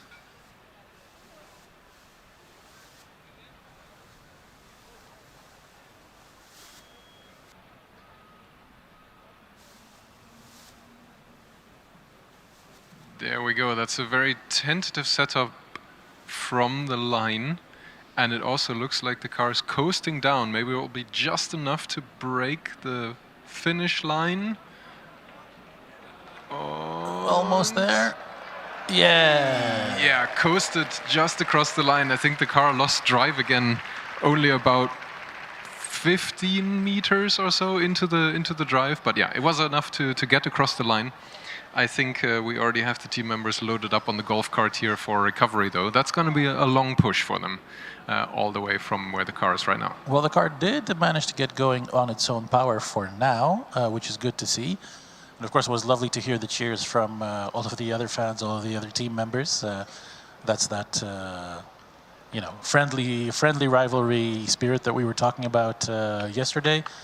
Of course, there is a spirit of competition between all the teams, but in the end, everybody just wants to see everybody else perform to the best of their ability. Yeah, everybody in here knows the struggle. Of course, every team member has experienced similar strife and tribulations to get here to FSG with a driving car.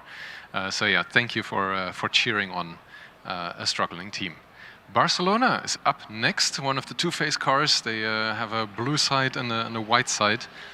It's always a great thing to chuck at us to make it even more confusing to recognize the cars year over year. We already saw these guys, I think, in a couple of driverless disciplines, but also manual.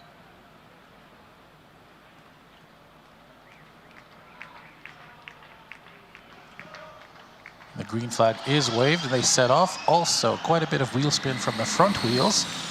But a very good first time, 3.56. 3.56. I think I heard the Barcelona team chanting the name of the driver, or the nickname anyway, Nachi Lauda. He's definitely putting on a bit of a show. A bit of wheel spin, maybe they think they can dial that back a little bit for a faster second run. Yeah, and I think if I remember correctly, I didn't pay too close attention, but I think the rear wing elements on the Barcelona car were closed for the entire run.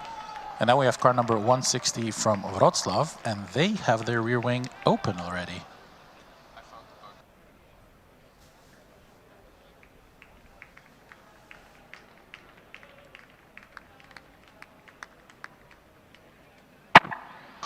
A very quick set off from Wrocław, but not accelerating super quickly through the rest of the track.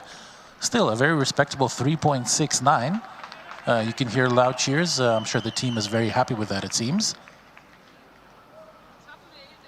And we'll still definitely hope to improve on their second attempt, as the queue once again looking a little bit empty.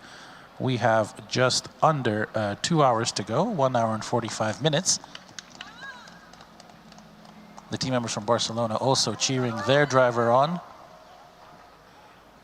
The marshal's just waiting for the recovery golf carts to return, as Barcelona immediately lines up for their second run. So 3.54 to beat, I believe.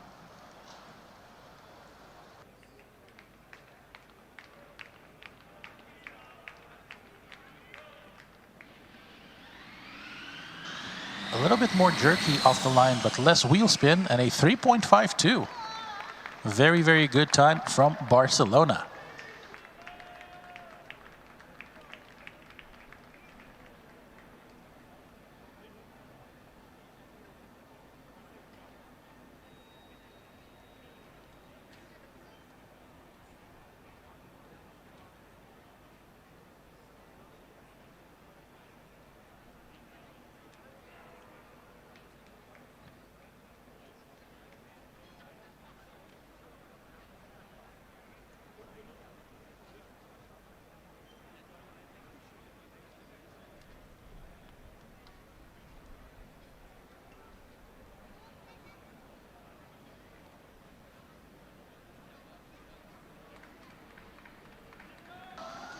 So Wroclaw electing to go immediately for their second attempt. 3.69 on their first run.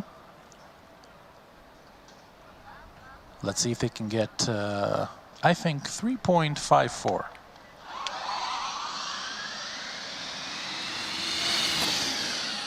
Ooh, just a little bit off. 3.64, still an improvement. So a couple more points in the back there for Wroclaw.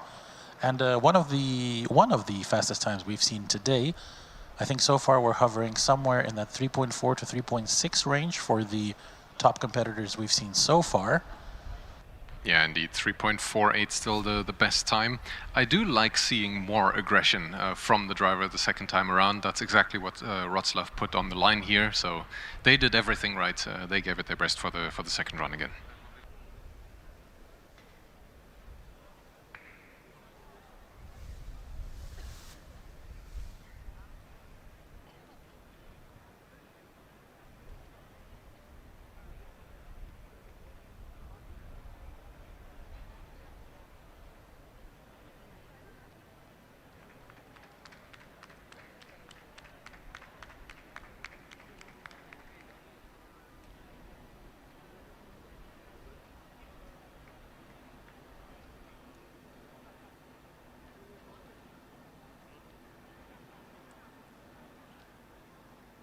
Right then, we have two more cars in the first run queue being readied.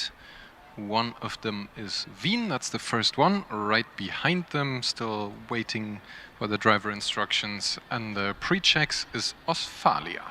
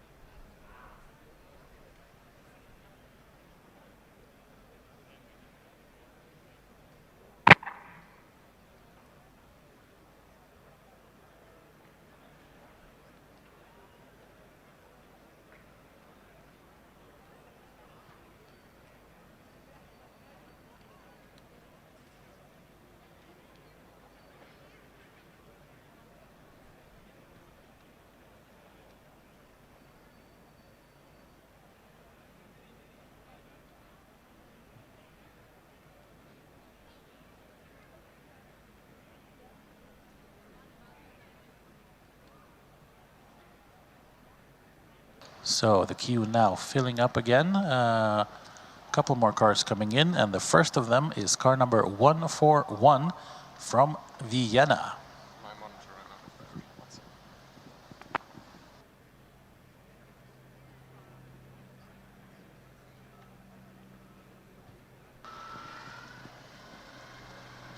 I think the first we saw of this car driving was yesterday at the night skid pad session, the manual skid pad session. I also don't think I see any driverless sensors, any driverless suite on the car. So perhaps they elected not to participate in the driverless categories just to reduce complexity, to make sure they can have the car ready and performing well at the events where they will compete. The rear wing is open, and they set off very quickly. And it is a 3.45. I believe that is the new fastest time for the acceleration event. Yeah, can confirm P1 for Wien right now. 3.449. Man, it does really value to look up these times every now and then. Yeah, I'm wondering where some of the faster cars we saw in the driverless acceleration are going to place. We saw a 3.16 from Karlsruhe in the driverless. We saw a 3.11 from Munich in the driverless. That run was unfortunately DQ'd. But nonetheless, quite a lot of potential in some of the cars that we have not seen yet.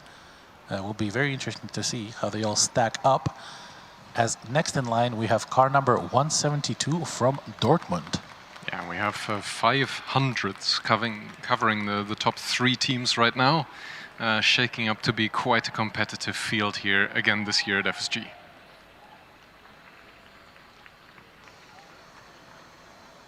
A lot of nice little styling touches on that car.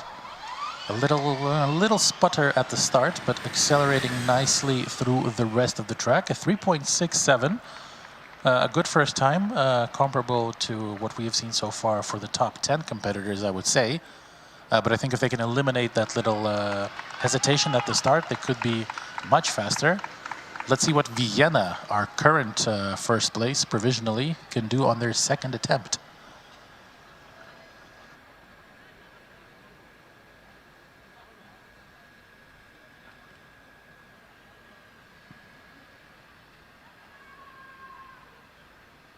Tension is building, the car is good to go.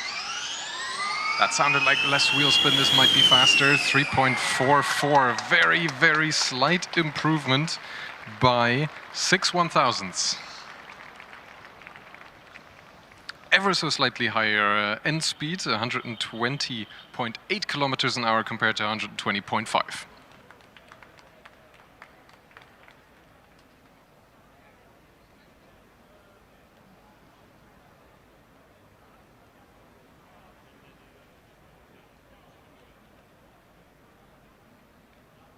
Right then, one of the first runners returns for their second run. The Uni Pilsen has been one of our first customers earlier here today already.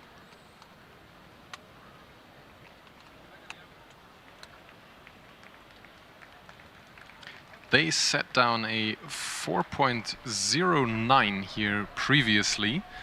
Maybe this will answer the question how much track progression we have here compared to the morning.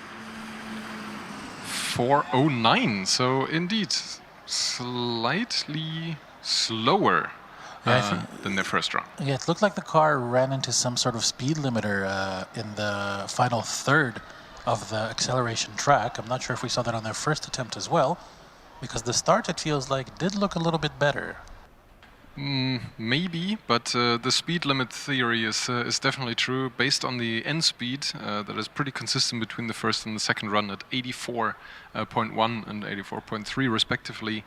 Yeah, there might be some limitations, maybe to do with their drivetrain, motor controllers, or software that keeps them at such a low speed.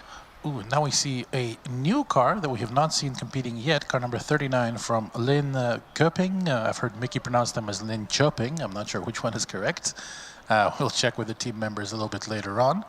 But this is the third Swedish car we see after Chalmers and Lund, setting off very soon after the green flag waves, accelerating through the entire track. A 5.12 on the first attempt. But it did set off a little bit slowly from the start. It did, yeah, but this is still one of the teams that I think just joined us fresh out of scrutineering. So I still think the team will be happy to finally have the car running here. They weren't able to set a time during the skid pad yesterday, so yeah, fresh out of scrutiny is a great feeling, and let's hope they can improve slightly on their first result in their second run.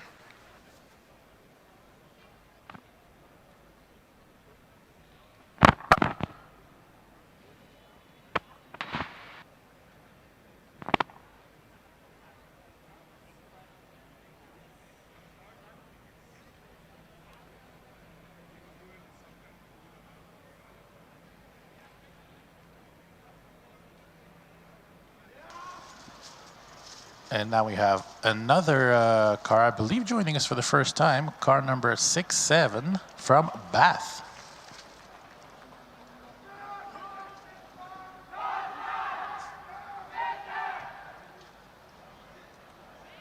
Just taking a second to line up properly at the timing beacon. Setting off immediately a little bit of wheel spin at the start, but very quickly running into an apparent speed limiter. Time of 5.84 on their first attempt, but like you mentioned with Linköping, Jonas, fresh out of scrutineering, getting the car driving for the first time, already must be a great feeling for the team. I believe we discussed with them during a little pit walk before the dynamic events began. Bath, of course, is one of the other competitors that will be building a car for both the Formula SAE rule set and the FSG rule set. So especially considering those extra challenges, very impressive to see them driving here at FSG. As car number 39 Linköping returns for their second attempt. Not running into a speed limiter now, and a 4.38. I think that's an improvement of well over a second. Very well done. So it could be perhaps that the first run was a safe banker to make sure that the car can finish. And now they put out a little bit more of their full potential. But now we have car number 31 from TU Munich at the start line. 3.11 at the driverless acceleration yesterday. Let's see how fast they can be with a driver.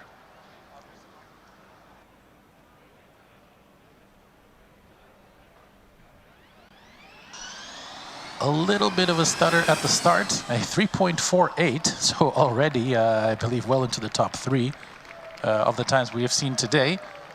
But it did seem to be a little tentative at the start. There was a little bit of a wiggle about halfway down the line. So still, I think, a tenth, maybe even more, that could be squeezed out of that car. Mind you, of course, Jonas and I are just commentators. Everything we say is purely speculative, leaning more on the second-hand experience that we have with Formula students since our time competing.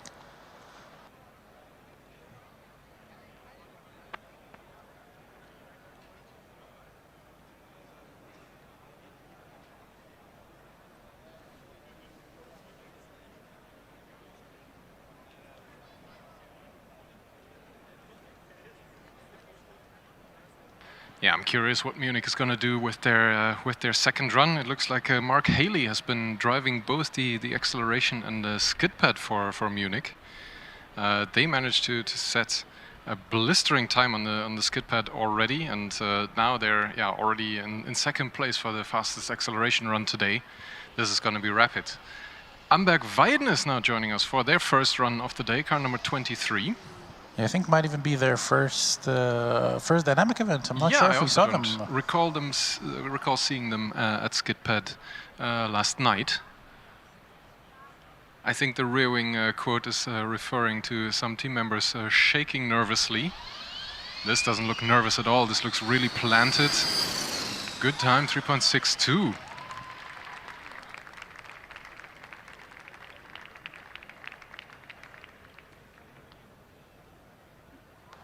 So the action really picking up now. We have a completely full queue. First we're going to see car number 44 from Ulm, Einstein Motorsports, I believe they're called. One of the few teams that has purple in their livery. Speaking of cars that we are seeing now, we won't be seeing Munich for a little while. They have elected not to immediately rerun for their second time the acceleration. Ulm is off and collecting the first cones on the acceleration for today. We have 2 cones that have been knocked over on the left-hand side of the track towards the finish line. Not sure what happened there. Yeah, it's a strange place to knock over the cones. I think that would still be just before the braking zone. So it's not that the car would have lurched to the side under braking. It will be interesting to see what the team members make of that, and if they're going to decide to make some changes. I mean, you really wouldn't want to brake before the finish line, would you? This can be indicative of one side of the electric motors maybe cutting out. That can lead to quite some instability. So basically the left side might have failed partway through the run, and that leads to extra drag that the driver then has to compensate for. So the car can sort of lurch to one side of the course. Next up, though, moving towards the green flag is Uni Padova, 185. I think these guys take the cake so far for the loudest fans that we have heard. At least loudest cooling fans, loudest human fans. I think it's still the cake goes to Sevilla in that regard. But let's see. Yeah, I think Padova also one of the teams that has only made it through scrutineering somewhere this morning. They didn't join us for the skid pad last night either. I see the DRS blipping open and closed though. That's definitely something to optimize for their second attempt. The time did not show up on our display here as far as I could tell, but I can update you nevertheless, 3.895. Yeah, solid first time. I think Ulm, I can see, are electing to not go for their second run immediately. So indeed, I think they'll be taking a closer look at what that issue might have been that caused the car to lunge to the left unexpectedly just before the finish line. The queue is looking pretty full. There's 1, 2, 3, 4, 5, maybe even 6 cars lining up for their first attempt, and 2 in their second run. The first of those will be car number 111 from Aristotle. But first, car number 137 GFR, Global Formula Racing. Yeah, they've been a team that we always saw as one of the first, if not the first, runners in the disciplines that took place so far. Today they elected to join us a little bit later. But yeah, while Padova is coming around with their loud fans, I'm trying to stay focused on the run of GFR.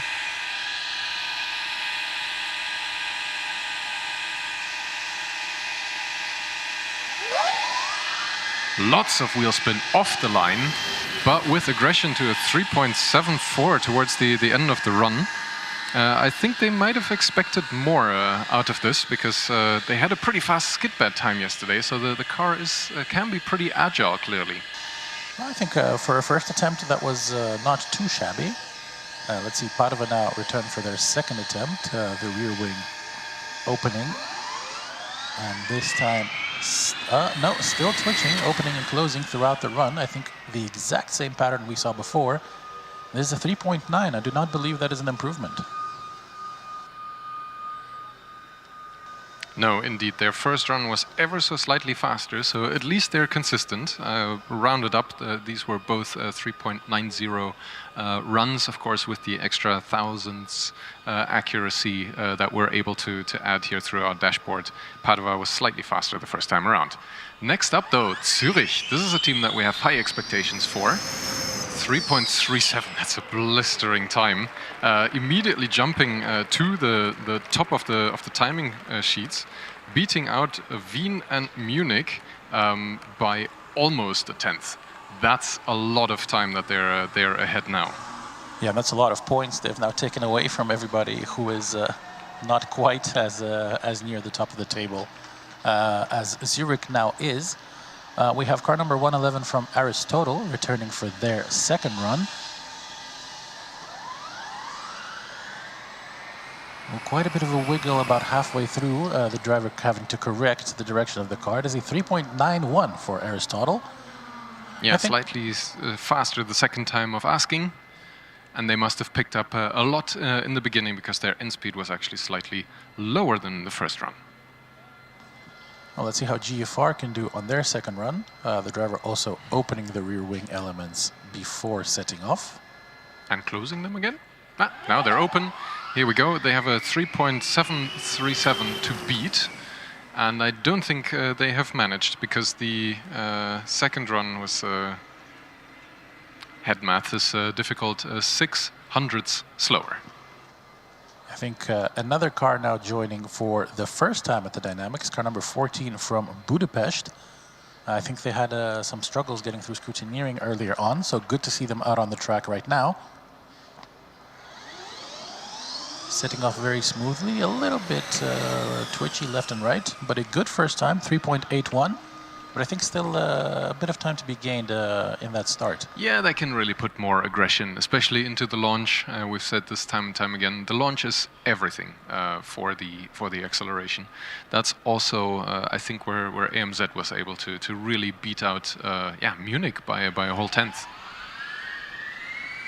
And not an aggressive launch either from Osnabrück, but a 3.97 is a little bit faster than the first time around. No, it is not. They had a 3.939 to beat.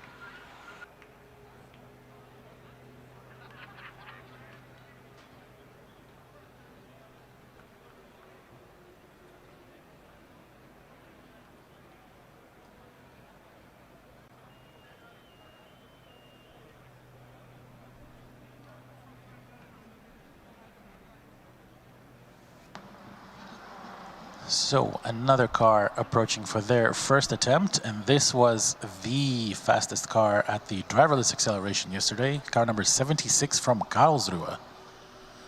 3.16 at the driverless acceleration yesterday, going with the rear wing open from the start approach. Yeah, crunchy gearbox noises from the motor cogging over magnetically. This is something that you hear from some of the other teams running similarly cogged motors as well.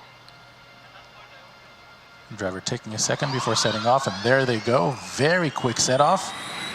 But still, wheel spin off the line, 3.489 actually. They're just over a tenth off of the pace that Zurich was able to set. And another one of the faster cars we've seen so far, car number 63 from Trondheim. I think they'll be hoping to break into that sub 3.5 group for sure. Let's see if they can achieve that.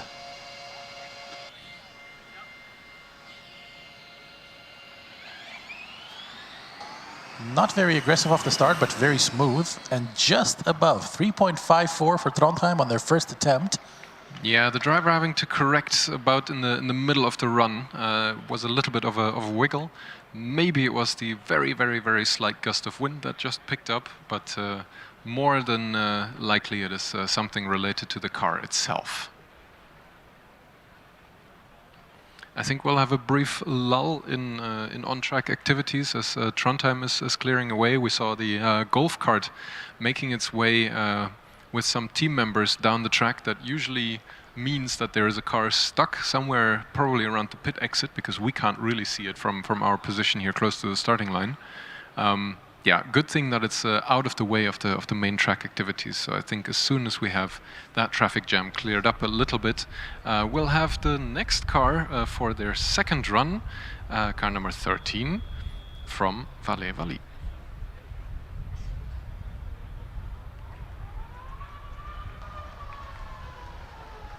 Readied right next to them is car number 279 from Pforzheim, if I'm not mistaken.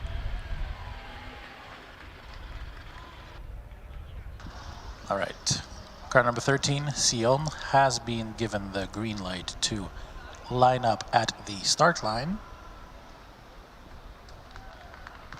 And we do see Revolve. Do we see Revolve?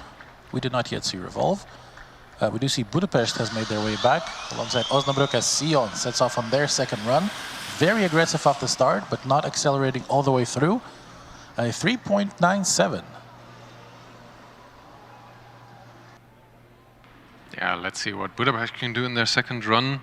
Kit is also coming back for their second attempt right away. And we're already entering the stage in the queue management where we're really trying to maximize the car throughput as we enter the last hour and a half of running. Budapest setting off. I think it looked like it was only two-wheel drive, a 4.05. I think that might be a little bit slower than their first run. Not 100% sure. Jonas will double check that as Karlsruhe lines up. Second run was slower, but I'm looking more towards Karlsruhe. They have a 3.489 to beat, just over a tenth of the pace of the top time here so far. And they had a little bit of wheel spin off the line. I'm really curious to see if they were able to correct that in their settings for this run. Well, if they did, that would have been something the driver would have had to correct by themselves, as they did not make any big changes to the car. But unfortunately, that is a lot of stuttering, a lot of left-right wiggling from the start line. It is only 3.93. So unfortunately, Karlsruhe will have to stay on their 3.489. But on the bright side, that is one of the fastest times we've seen today. Maybe not quite as fast as they would have hoped, but still very, very good. Yeah, still puts them comfortably into the top 5 right now, while Pforzheim is lining up at the green flag. Well, you say comfortably in the top 5. They are, in fact, 5th at the moment. Pforzheim 279 sets off. Some stuttering in the first 20 meters or so. And another contender rolling to the green flag that we would expect to set quite a competitive time, car number 94 from Esslingen. Yeah, I think they were definitely, if I remember correctly, one of the fastest cars at the manual skid pad yesterday. This team elected not to participate in the driverless acceleration and skid pad this year, instead of putting all of their eggs into the manual basket. Well, let's see how that pays off for them. Very good on the skid pad yesterday, and I'm sure they'll be hoping to match that in the acceleration today. Definitely aiming, I think, for the sub 3.5. Not a guarantee that they will achieve it. Let's see. Who isn't aiming for a fast time on acceleration? Of course, that was a positive jump off of the start line, 3.44, and that's reflecting in the time as well. Here we go. Athens joins us at the green flag. Right behind them, by the way, Turin coming back for their second run, and the colorful car with number 143 right behind them for their second run too. And we're off. Athens, yeah, not really jumping off the start line exactly the same way that Esslingen did. A little bit of a slower run for them the second time around. It's Turin, it was a little strange. They were coming out of the second run queue, but this is their first attempt. They have not set a time just yet. Perhaps there was a bit of a traffic jam in the first run queue. But they are lined up now. Some very unique design elements on that car, some very interesting air intakes. And a very good 3.58 on their very first run. Yeah, just 0.2 off the pace of the top of the timing board. The team members really freaking out here, both in and outside of the dynamic area. Big cheers. It's again one of the Mediterranean teams that surprises us with the amount of cheering that the team members can do. Pforzheim briefly discharged here as they were electing for their immediate second run. As they should. They got going again towards the green flag. Athens also coming back right behind them for a rerun. Well, not a technical rerun, but just a second attempt.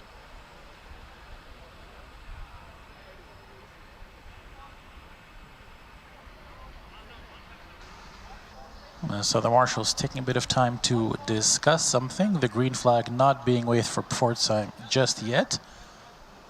Perhaps there's a car stranded at the back of the finish line. There is also some discussion being held here between the cars from Athens, and it seems the team members from Turin are going to be ferried. Issue. We can't see the car from here on the main straightaway anymore, but it does seem like they might have gotten stuck somewhere toward the end of the track, and yeah, clearly the push bar or ESO expertise in terms of the electric systems of the car being needed to recover it safely. And in the interest of not causing a traffic jam in an area where there is no official there to manage the traffic, Pforzheim is briefly being held at the green flag position. Athens patiently waiting behind them. I'm trying to look further into the queue. And I really hope that the officials really aren't trying to confuse us any further with the first or second runs of the team. But we have, yeah, 4, 5, I think 6 cars now vying for their runs. So yeah, in the last hour and 15 minutes of this event, it is now really time. If you have not set a first run for the day yet, please make your way over into the dynamic area for your acceleration run as soon as possible. Yeah, I think just looking at the scrutineering status, there should still be about 25 to 30 cars that have not set a time just yet. I see one of the cars that will be doing it is the University of Navarra, car number 114, but most likely Pforzheim and Athens will get their second runs ahead of them.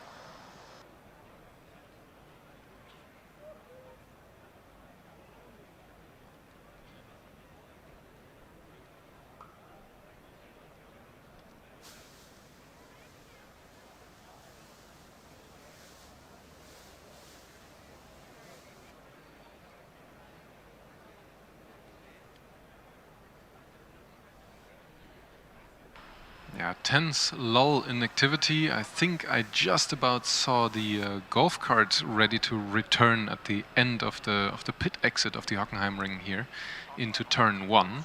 I hope that that means that we're about ready to resume running here. I think until the golf cart returns to the starting area, there will be no action. I don't see it returning, but we do see a start of the action. Car number 279 from Pforzheim. Oh, the driver having to do a lot of corrections and sliding out just after the finish line. Spinning out, hitting a cone in the process, which of course still counts as a cone penalty towards their run. And yeah, that really didn't sound good, I gotta be honest. It sounded like left and right the car was lurching. That could also be part of the reason that the driver was not able to keep it straight on track. Like I mentioned earlier, it can always happen that the left and right motors can cut out, especially for the four-wheel drive cars. That can be quite significant steering forces, left or right. And yeah, not every driver is necessarily able to correct for that in time.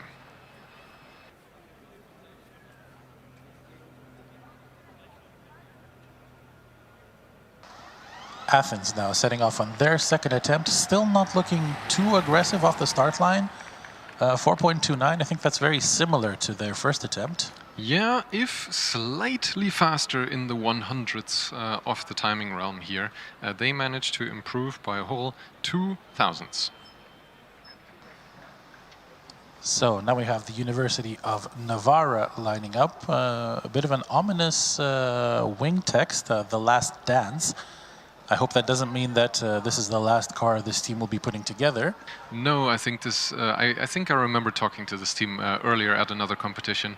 They set off extremely quietly, one of the stealth cars, and I don't think The Last Dance refers to this being their last attempt at Formula Student. We'll definitely see them again. Yeah, it was interesting. It was a very aggressive start, and then it's almost as if the car slowed down for the rest of the acceleration run. They had a time somewhere in the low 4.2s, 4.3s, thereabouts. Defaults now returning for their second attempt.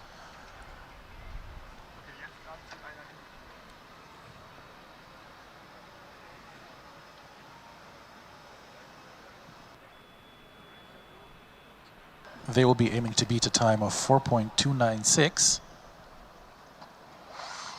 A lot of wheel spin off the front wheels at the start, accelerating nicely throughout the rest of it. Unfortunately, not an improvement for them, 4.407, as we now have another car for their first run, car number 51 from Ghent. Yeah, this is one of the rear-wheel drive cars. A little bit unusual in the Formula Student realm to see a rear-wheel drive car with in-wheel motors like Ghent has here. Lots of wiggle left and right, both right after the launch and coming up to the finish line. 4.49. I think there was more in this. If they get a smoother start and can avoid the little squiggles, I think they can still improve in their second run. And now we have car number 26, Renteam Stuttgart. Also, I think historically one of the more successful teams here at FSG, consistently putting out fast cars. And they are very quick already, a 3.43. I believe that would be P2 provisionally right now. Yeah, only 600ths off the top time, putting them in second place. But yeah, at this performance level, those last little extra tenths and hundredths are really hard to come by. Now we have the second run from Dortmund. They did manage to improve by 2 tenths, so that's good to see. They managed to climb up the timing ladder by 2 positions already that way. Yeah, indeed. And I think judging from what we've seen of the field so far, any time below a 3.7 is already a good time. And if you can get into below the 3.5 range, that is excellent performance. Yeah, that would put you right in the top 10. The 10th position right now being filled by Tallinn with a 3.521. And yeah, the top 10 really spanned by just a tenth and a half. Navarra now returning for their second attempt. This is indeed, I think, the stealthiest car we have heard or not heard at FSG this year. Yeah, 4.68 to beat. I think this looks a bit more aggressive off the line, but again, they are coasting down in a way that is not conducive to much of an improvement. Yeah, it was a 4.58, so a tenth faster, which is nothing to scoff at. As we have car number 51 from Ghent returning for their second run. Rear wing open, green flag is waved.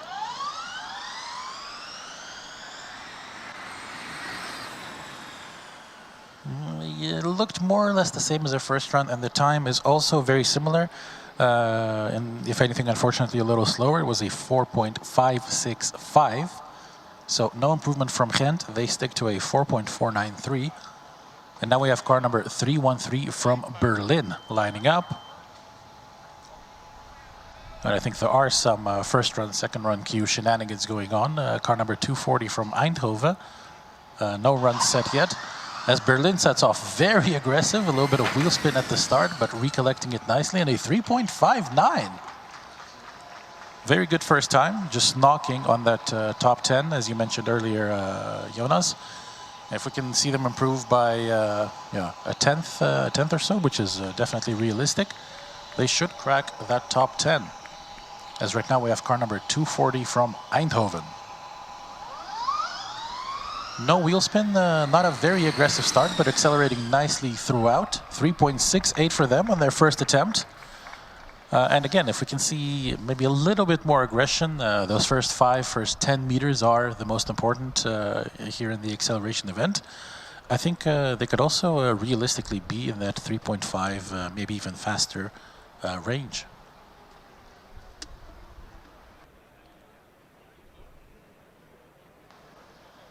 So we have just over an hour to go, and still around 20 teams that we have not seen here yet. Notably, perhaps Prague has not been here yet. DHBW Stuttgart, Delft, Aachen, Munich Motorsport, Sevilla.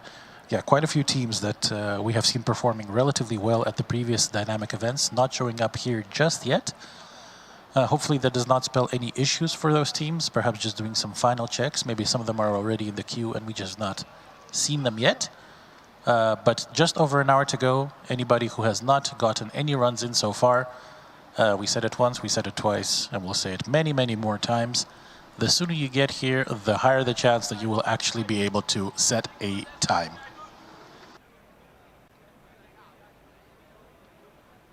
Yeah, Berlin returning for their second run right afterwards. I watched this car struggle a little bit on the acceleration of FSG26 a couple of weeks ago. They managed to keep it straight as opposed to the spin that they had on both of their runs in Czechia so far. So I keep my fingers crossed for this next run as well.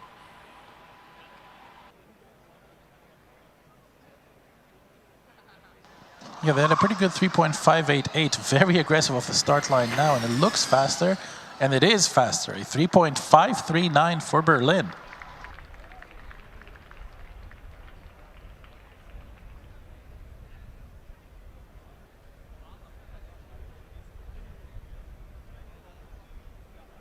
Yeah, they did have a very similar wiggle going on to what might have disturbed them and caused them to spin out in Czechia. So under high speed, it looks like the TU Berlin car is just getting a little bit nervous and harder to keep in a straight line. Of course, that can be an advantage during the more dynamic left and right sweeps of the autocross track later on today.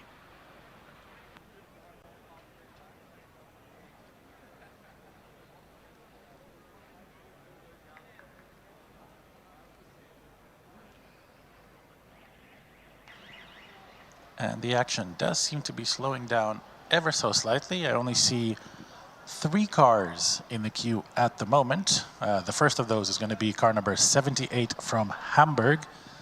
But before that, it seems the competitors from Berlin did have some issues with returning to the scrutineering area. The team members are being ferried away to the end of the straight to help retrieve the car. So Hamburg will have to wait out here in the sun just a little bit longer. I do remember they are one of the teams that have been using the cooling blankets quite a bit more than the rest of the competitors, so I don't know how they will feel about the car having to sit out in the sun just that little bit longer than they otherwise would have. Yeah, to be honest, I'm also always very nervous about cars sitting out in the sun. The carbon fiber looks really cool. It's a very strong material, super fun to manufacture. But the big downside is it does get super hot, even hotter than the asphalt here. I wouldn't be surprised if some of these panels can reach the 60, 70, 80 degree range out exposed into the sunlight here for an extended time. We heard from one of the team members the starting line is topping out at about 50 degrees here. So yeah, I can understand Hamburg really trying their best to keep the surfaces of the car as cool as possible. Reason for that can be a multitude. Maybe there's computers inside that don't like the heat. We've also heard from our timing equipment team here that they've had issues with some of the computers and sensors out here on track overheating in this blistering sun that we've been having here the last couple of days at Hockenheim already. But now there's a little bit of a reprieve for Hamburg. They get to cool down their car with some air for their first run. I think this car, we didn't follow the autonomous track drive earlier today, but we did see them at the autonomous autocross, and they were very quick, very quickly. So there's definitely a lot of performance potential in that car. Let's see how well the driver can convert that potential here on their first acceleration run. Yeah, looks like they filled in the commentary form. This must be Ty driving, the crazy guy. Putting down a competitive time at 3.65. I think the launch was still a little bit tentative, so there's room for improvement for Hamburg for sure. And now we have another car that I don't think we have seen at any dynamic events just yet. Car number 43 from Brussels. It's a bit of a sputtery approach to the start line. Yeah, interested to see how this translates into performance. Of course, low throttle pedal inputs like you need to line up here are always a bit tricky, but yeah, it looks like the same behavior is happening here. A very careful launch. Just trying to set a time, a 7.10. Yeah, room for improvement, but yeah, judging by the fact that Brussels definitely hasn't been on our radar in the other dynamic events so far. Yesterday, this must be a fresh scrutineering passer, and that in and of itself is already an achievement. FSG is phenomenally tough to pass through scrutineering, one of the tougher ones to be known to be difficult to get your car driving here, so still congratulations on achieving that. And now we have car number 205, UPC Terrassa.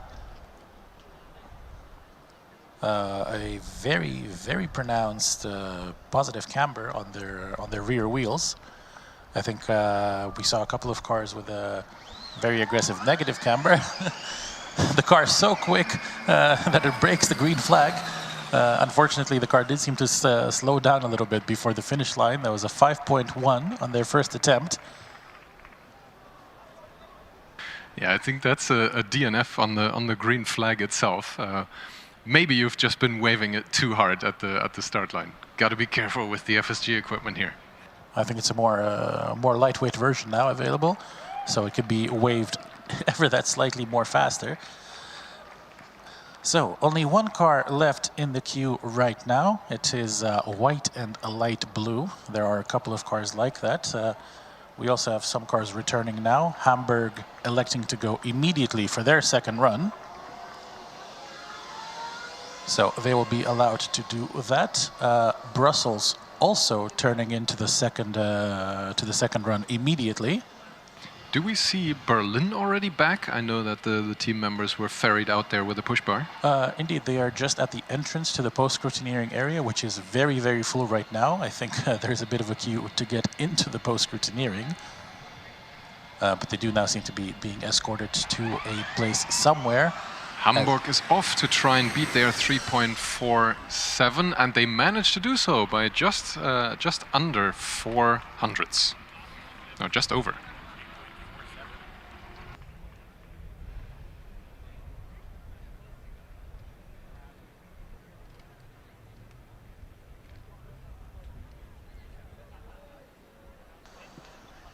All right, now Brussels lining up for their second run, rear wing open. Let's see if the first run was just a conservative. No, it seems that for the time being, that is the full performance that the team is being willing to extract from the car. Very similar time, just a little bit slower, 7.13, as car number 205 from Terrassa also elects to do their second run immediately. And after that, we just have one more car ready at the moment, car number 134 from Ingolstadt. Yeah, you already alluded to it, but that Terrassa car has a lot of camber on the rear axle especially. That looks like he's been, not pushing the throttle pedal all the way through the floor right from the launch. The car got going, accelerating a lot harder after about 5 meters, and yeah, you can tell the launch is important because they did not manage to translate that run into a faster time.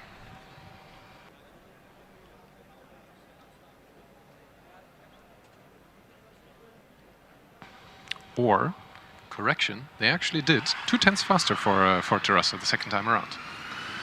Now if Ingolstadt, the rear wing stays closed, and it is a 4.30 on their first attempt. And again, very surprised to see nobody in the queue, not even anybody in the preparation area. We have less than an hour to go. I think around 15 teams that have not set any time just yet. And of course, more teams are slowly trickling through the scrutineering, as we have seen. A couple of new contenders joining us for the first time today. So once again, Jonas and I cannot stress this enough.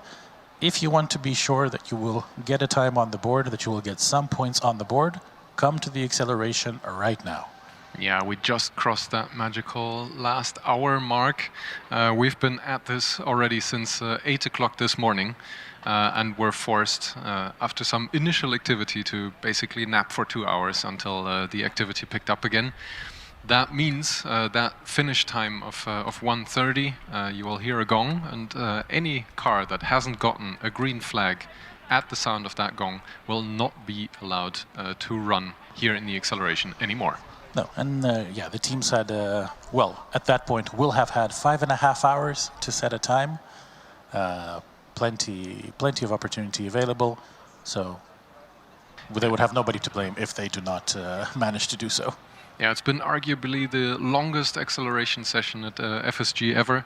The reason, of course, being that the driverless track drive was running in parallel, and similar to the endurance for the manual scoring, that event had a fixed running order.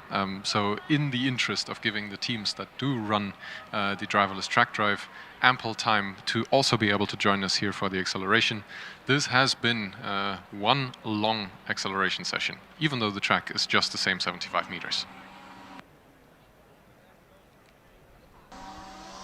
Ingolstadt electing to return immediately for their second attempt. The driver didn't seem to be in too much of a rush coming back down the pit lane. Probably also given the fact that the green flag waiver has been replaced, probably in the interest of preserving our equipment here. A big slide to the right requiring a correction from the driver, so unfortunately this will not be an improvement. It is a 4.78 for Ingolstadt on their second run. No, half a second slower, and you could tell right off the launch this did not look aggressive. No improvement for Ingolstadt. If anything, it looked a little bit too aggressive because, like we saw, the car lunged very hard to the right-hand side, requiring a big correction from the driver. It was a very good reaction from them to keep the car running in a straight line, staying within the cones. But indeed, unfortunately, not an improvement.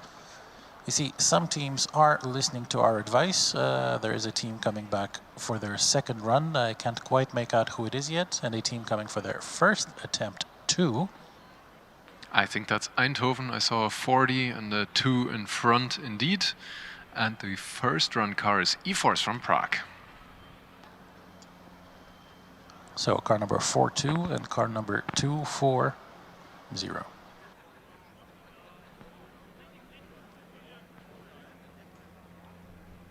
I believe traditionally Eindhoven was just number 40 without the 2 at the start. I'm wondering what prompted that change from the team. Maybe we can ask them a little bit later on. But for now, we will see. I think E-Force Prague might go first, as their attractive system is already engaged. But now so is Eindhoven's. And one more car joining at the back of the first run queue. Based on the 7 in the car number, I would guess that that is US Karlsruhe. I shall investigate.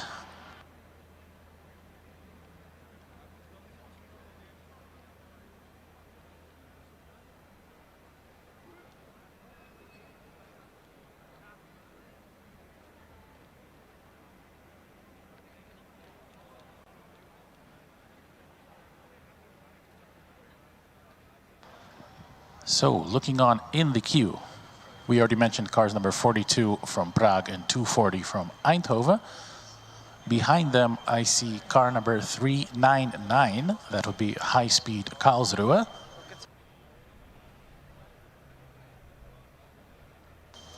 I see TU Fast, car number 31, coming back for their second attempt. And something that looks vaguely like the Aachen car getting ready to join the first run queue, car number 99.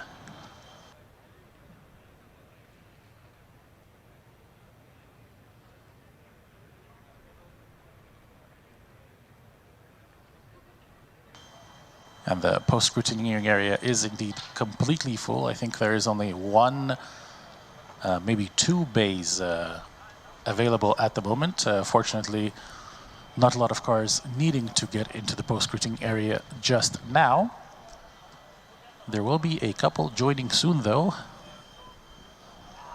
Let's see whether Eindhoven or Prague is allowed to start first.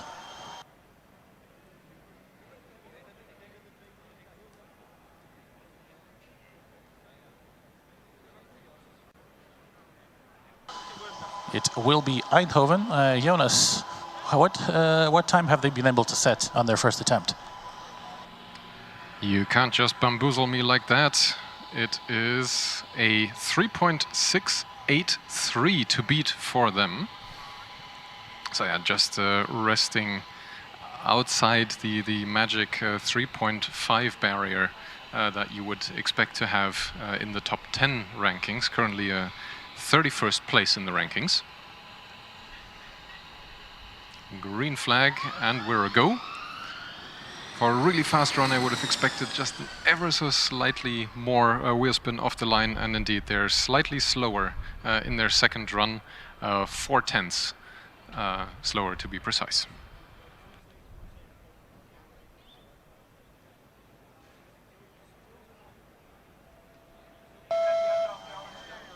Still, good to see that this was driver Matthijs. They also provided the name of the backup driver in case Matthijs couldn't make it, and that's Matthijs. So yeah, Matthijs was driving this probably. And now the car from Prague, car number 42, is ready for their first attempt. We have another contender, I think, for the loudest and most annoying fans in the paddock this year. Well, I don't think we consider any of the fans annoying. In fact, we're grateful for their support. Always nice to see them come out, cheer in the stands. Green flag position then for 42.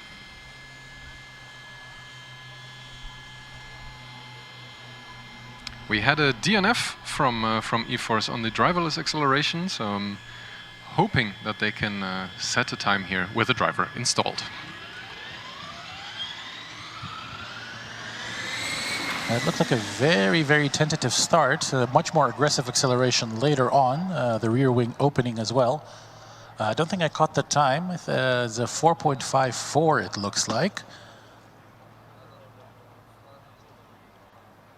So not quite as fast as I think we might have expected from Prague, given their performance in the other events so far. But right now, let's see if Too Fast can improve. Yeah, we've been hyping this run up. They have a 3.478 to beat, and indeed a 3.454. So a good improvement. I see the team members of TU Fast are not super ecstatic with that. I think given the 3.11 we saw from them in the driverless category, they might have expected, might have been hoping for just a little bit faster. But still, Yeah. I think well within the top 10, right? Yeah, I think the disappointment is there because it doesn't actually push them up the order any further. They were able to slightly increase their points gain from this event based on the slightly faster time, but Esslingen is still 1/100th faster than Munich. Well, up next we have car number 399, high-speed Karlsruhe. Let's see if they can live up to the name. I have to say, I think this car has the most fancy paint job I've seen at the competition this year. But first, Prague, second attempt. Yeah, Prague has a 4.538 to beat from their first attempt. In the scorching heat here in the last 45 or so minutes of the acceleration event. Bit of a strange noise coming from the car as they set off. They're also opting to try and optimize the DRS deployment between maximum downforce off the line and minimum drag towards the end. And I think they did improve. I saw 3.79. Their first time was somewhere in the 4.5 range. So nearly a second improvement. That is very good from Prague. And now we have car number 399 from Karlsruhe with a very pretty paint job. It's sort of pearlescent, Burgundy glittery, red. like red undercoat. Very, very nice. And it looks pretty quick as well. 3.48. Yeah, very nice. That puts them well into the top 10 P8 right now. And they are still coming around for a second run immediately, I hope. Yeah, and cheers of disbelief from the team members themselves as well. I don't think even they were hoping for such a quick time. And let's see if they can improve on that even more. And looking back into the queue as high-speed Karlsruhe makes their way back, in the first run queue we have car number 99 from Aachen, also one of the quicker cars we have seen this year. And in the second run queue we have Lübeck and Trondheim returning. And a couple of more cars getting ready in the preparation area. So it should be, as we're usually familiar with it, a non-stop action for the last 45 minutes here.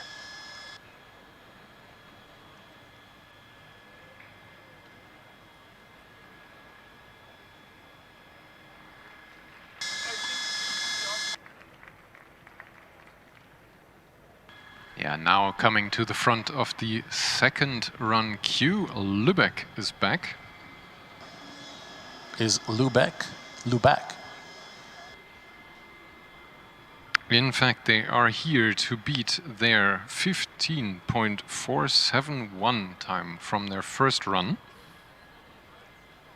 Yeah, I think they had a bit of a struggle at the start line, not setting off immediately, and also it looked like the motors cut out in the middle of their first run. Yeah, again, a very careful launch.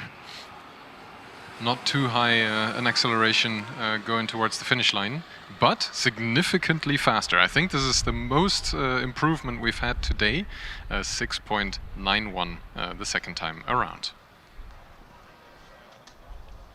Yeah, they barely coasted across the finish line. I think that was the instance last time. They had only a 10.7 kilometers an hour finish speed. Yeah, it seems right now they might be struggling at the end of the straight there as well. I'm not sure if the car is coasting. No, it is going under its own power. That's good to see. Yeah, Karlsruhe being held briefly at the green flag position before they are sent after Lübeck.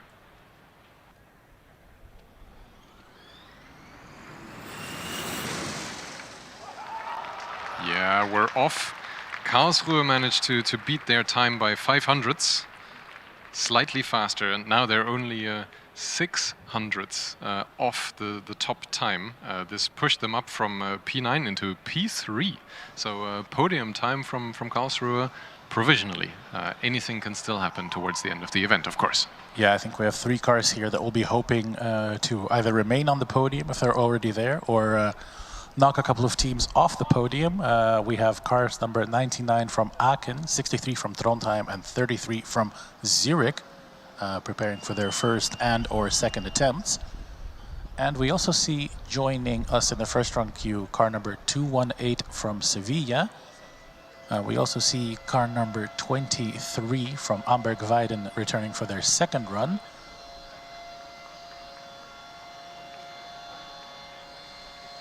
But car number 63 from Trondheim will get their second attempt ahead of everyone else.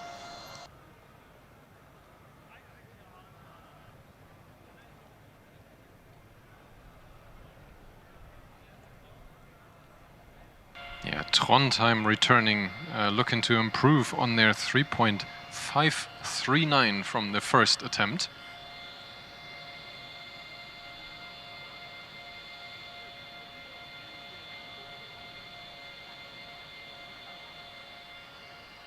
They would need a 3.519 to break into the top 10, just like Karlsruhe just did.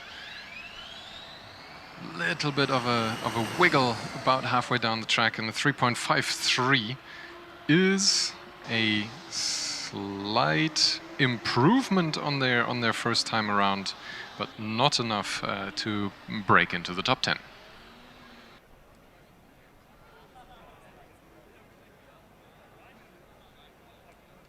And it does seem like the car from Trondheim has stalled, but started to. It started going again. Yeah, the officials here trying to ready the recovery crew just in case Trondheim does get stuck towards the back. But Aachen is being sent after Trondheim, so I don't think there's any issues there.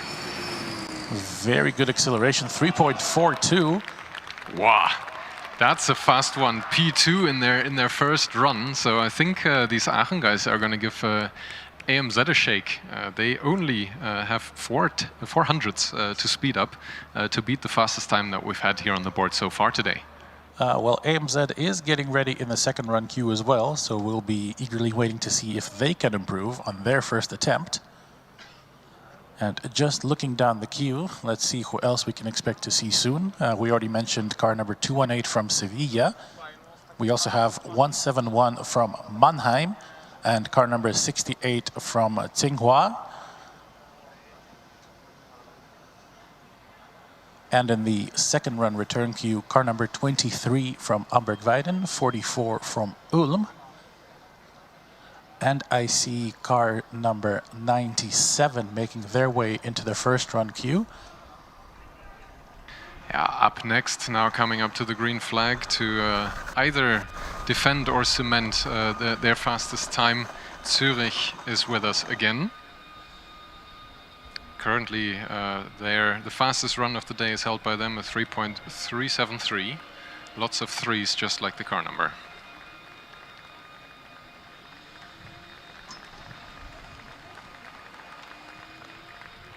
Driver Ines Buzel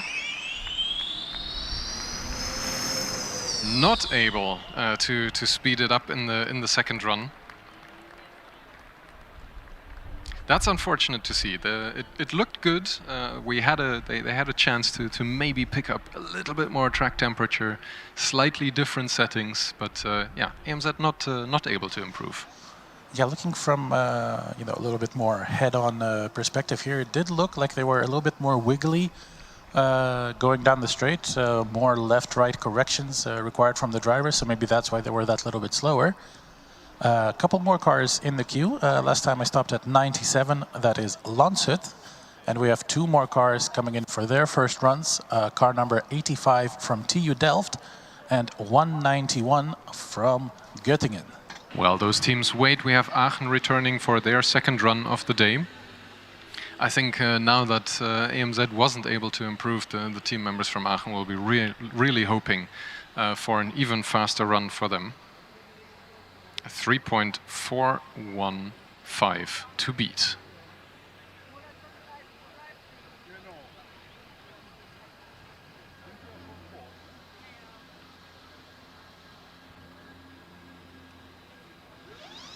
Here we go. This looked like a really clean launch. And a 3.37 indeed. P1 for Aachen. Wow. And all this in the last 45 minutes of the acceleration session here. Really impressive showing, Aachen. Next up at the green flag, Amberg-Weiden, car number 23. They are back for their second attempt. Their best run was a 3.619.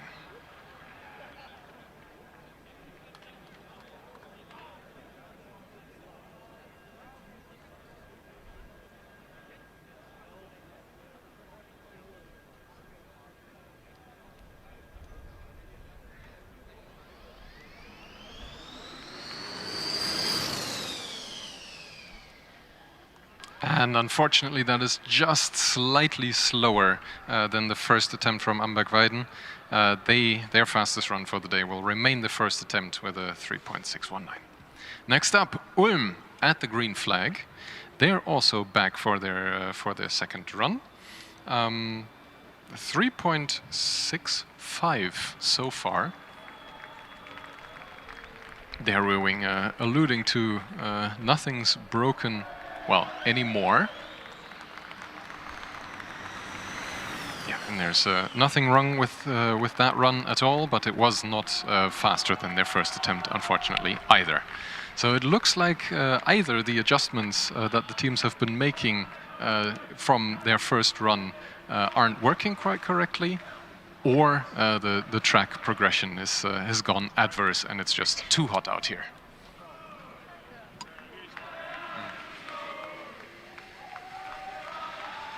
Lining up at the green flag now, Sevilla is back for their next run.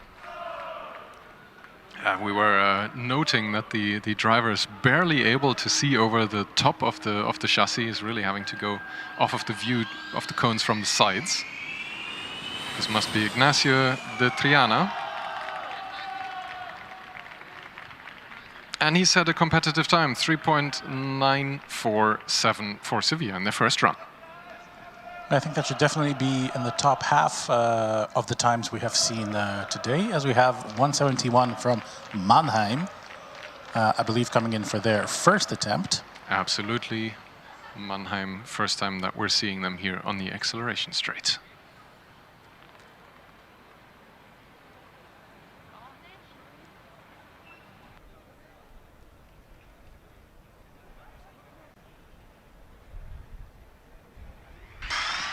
A bit of a stutter off the start line and wiggling a little bit down the straight. It is a 4.74 on their first attempt. Yeah, you can see the tentative launch and the slight hesitation before the finish line as well reflected in the final time for Mannheim, unfortunately. They're also coming to a complete stop at the end of the straight here. They're still rolling. I hope they can recover back here to the start line for their second attempt without any help from the team members. Yeah, as somebody great once said, keep rolling, rolling, rolling, rolling, row. Rolling to the green flag then, car number 68 from Tsinghua. We already commented on the fact that we see this team here at all. It's a very, very long way from them, all the way from Taiwan. And yeah, just the amount of time that you won't have access to the car makes it all the more special that we now see them here for their first acceleration run of the day.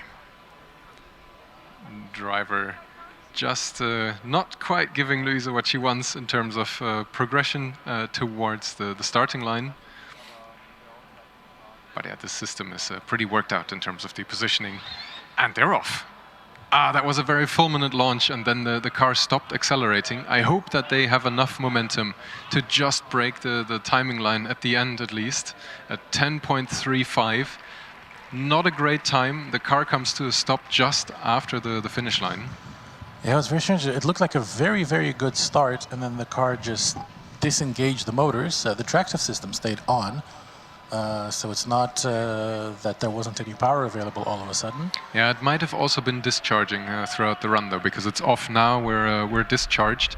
I think Sevilla returning for their second run will be held at the green flag a little bit. The team members here now being collected towards the golf cart to aid in the recovery of their car. I really hope that we can still see them return for a second run so that they can improve on their time.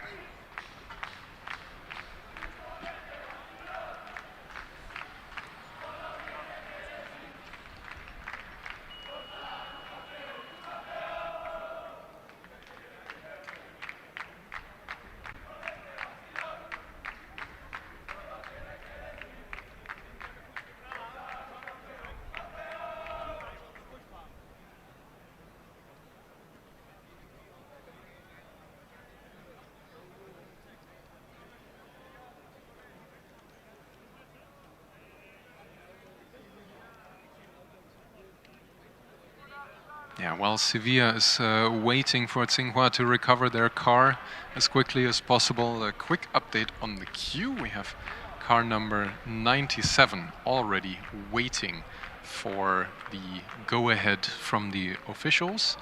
Right behind them, we had Delft for a little bit in the queue, but it looks like they're pushing back for some reason. Then behind 97 is 92. And then the white car that is lined up behind them must be Hawk? Göttingen, perhaps.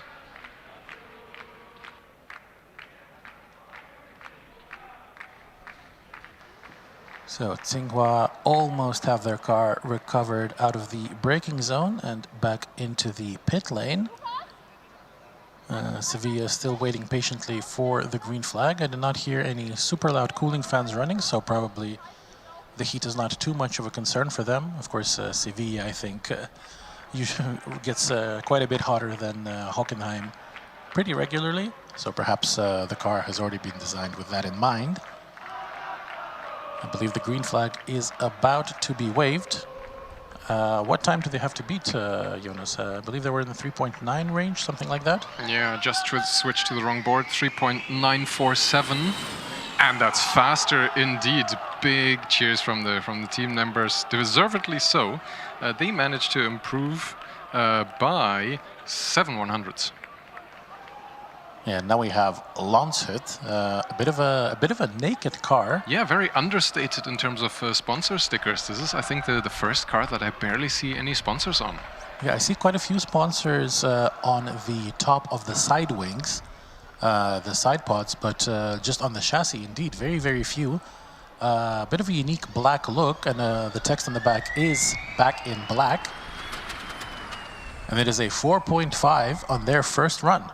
Yeah, that was a pretty modest launch. I think there is more in it for sure. I hope they can immediately go for a rerun, because the queue is filling up. I see car number 146 in the second driver run. That's an Italian flag on the front wing. Might it be Milano returning?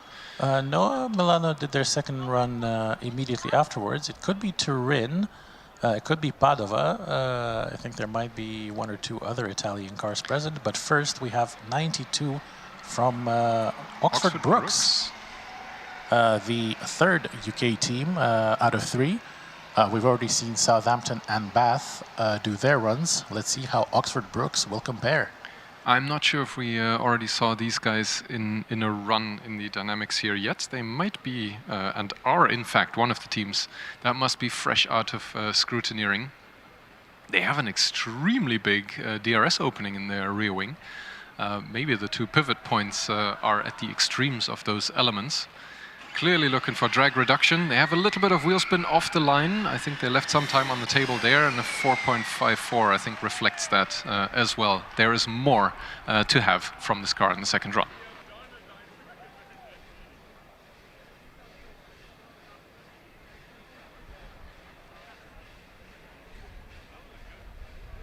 By the way, your guess on the 146 being Turin was correct. They, I think, are going to be the next car here. Looking further into the queue, we have Hawk Göttingen indeed. Right behind that is the blue nose of Delft. And behind Delft are two more cars lining up that I can't quite make out the numbers of just yet. Yeah, and while we wait for the action to resume, a little pop quiz for you, Jonas. If you had to guess, which team do you think had the highest top speed at the finish line? Highest top speed doesn't always result in the fastest time. No, it definitely does not. But if it's symbolic that it's that team with the highest speed. Is it perhaps high speed Karlsruhe? Yes, it is. 134.3 kilometers per hour at the finish. I think not quite the fastest we have seen this year. I think at the driverless acceleration, AMZ got very close to 140, but still very, very quick.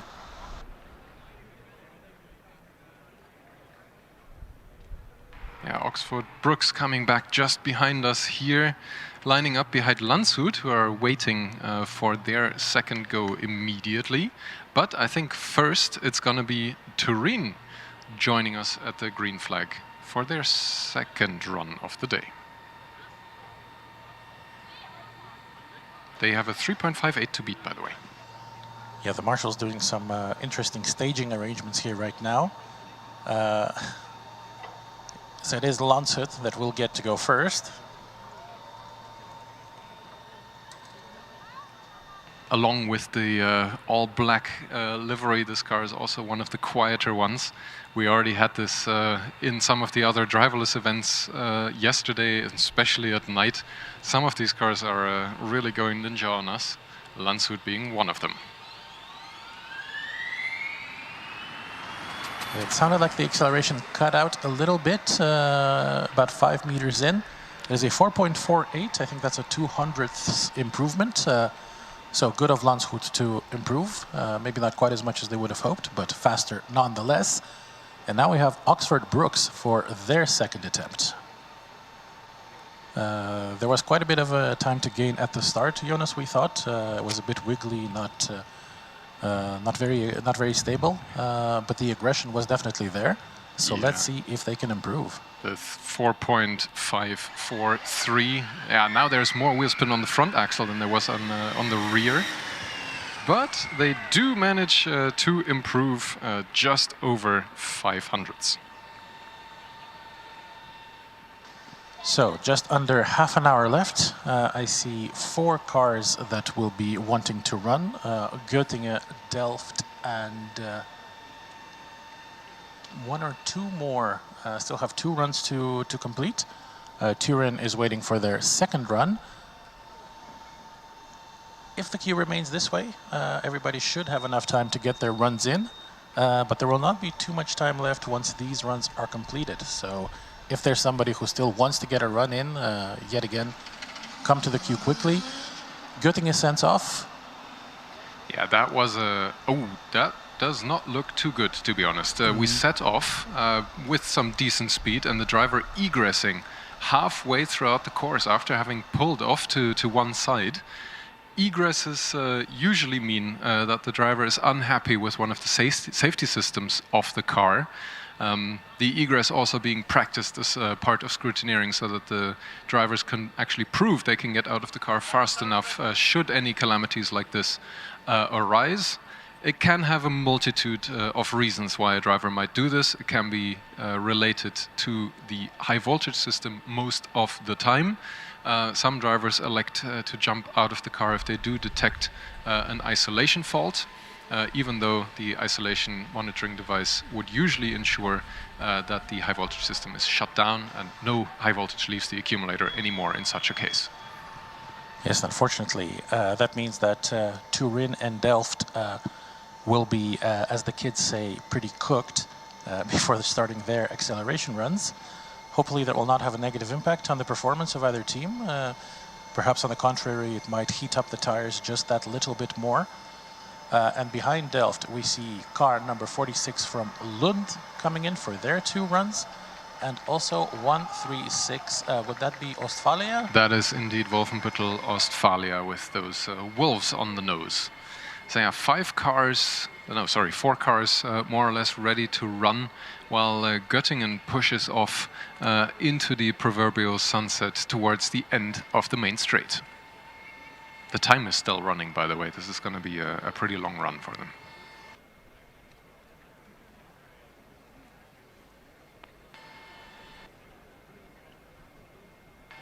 Yeah, you alluded to being pretty cooked. We've been out on this hot piece of tarmac since 8 o'clock in the morning. We have just over 25 minutes left in the running here. We're also getting to the well-done stage of our cooking degree here. But I think it's much worse for the drivers sitting in the car. You have at least one layer of fireproof underwear. You have another layer of the driver suit on top. You have your head wrapped in basically a very hard and thick blanket in the form of the helmet. You have a balaclava under there. Every square centimeter of skin is supposed to be covered by fireproof fabric.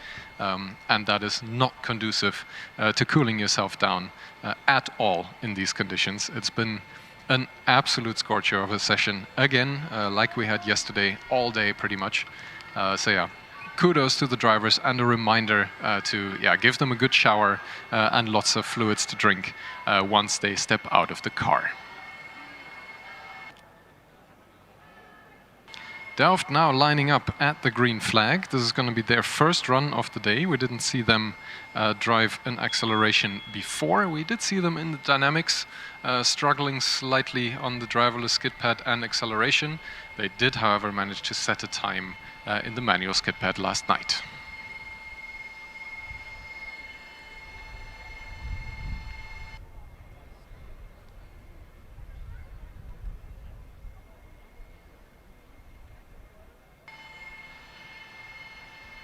All right, DRS is open.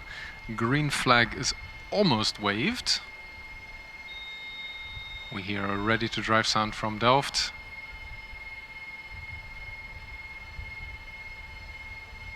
And that's the green flag. We're good for a run. Slight hesitation off the starting line, I'd say, but a 3.52 is still a competitive time. That puts them into P16 on the timing board for now. Yeah, I think if they can be a little bit more aggressive at the start, they should definitely be able to come down, I think, to the 3.4 range. But right now we will see car number 146 from Turin make their second attempt.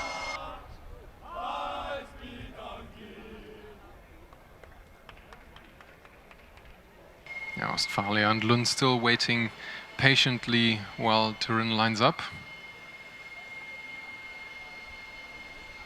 They have some really pronounced air intakes. We were chatting to the team about that. It looks really over-engineered, but they felt like it was worth the increased mass to get more airflow through the rear compartment.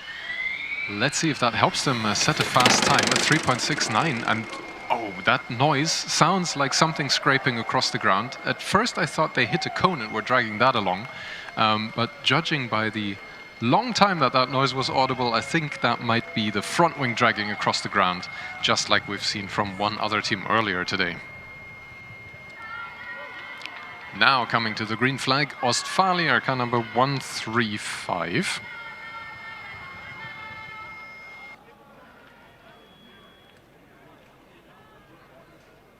This should be Alex Kriete driving for them, also known as the cone collector. That's a bad sign if he's going to do that for the acceleration, because it's basically going to make any time that he sets pretty much useless. Each cone, of course, accounting for 2 seconds worth of penalty time. Good launch, good lurch across the line, a 3.63.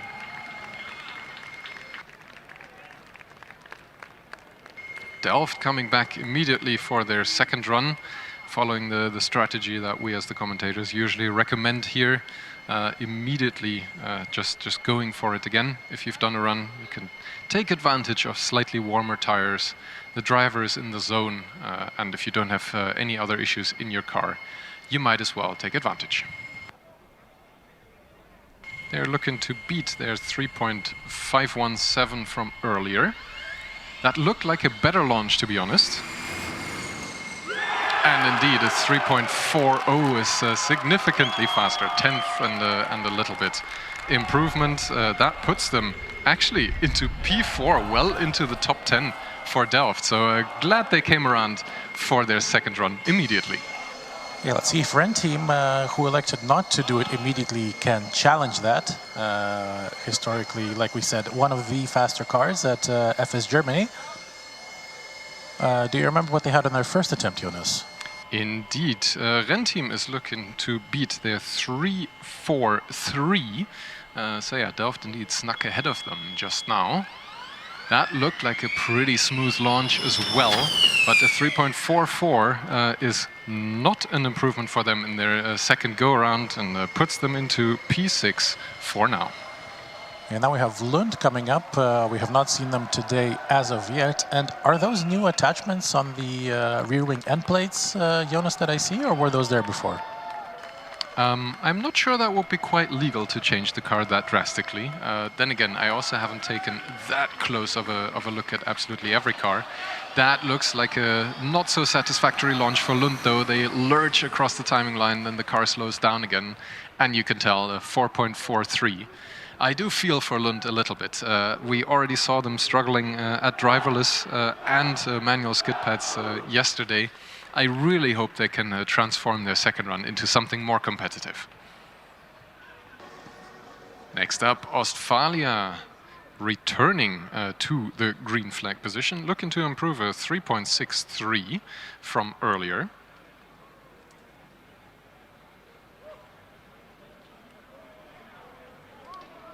Let's see what Alex can do. That information, of course, courtesy of the commentary form, and then thus shout out to teams to fill that in so that we know at least the driver names in these disciplines. Looked like a good launch for Ostfalia, but again, something hitting the ground. They managed to improve by just under 300ths. So we have just under 20 minutes left. We have a couple of cars ready to go. At the start line, we have, who do we have, Jonas? Regensburg, indeed. Their first run of the day. We did not see them before. They did set a time for skid pad yesterday, so yeah, for some or the other reason, they joined us here late for the first run of the day. Big scraping noise again. I think that's the third car today that's really hitting the front wing hard on the ground under braking after the finish line. 4.119 is a decent time, but I think they'll be hoping to improve that based on their call out on the rear wing #top team.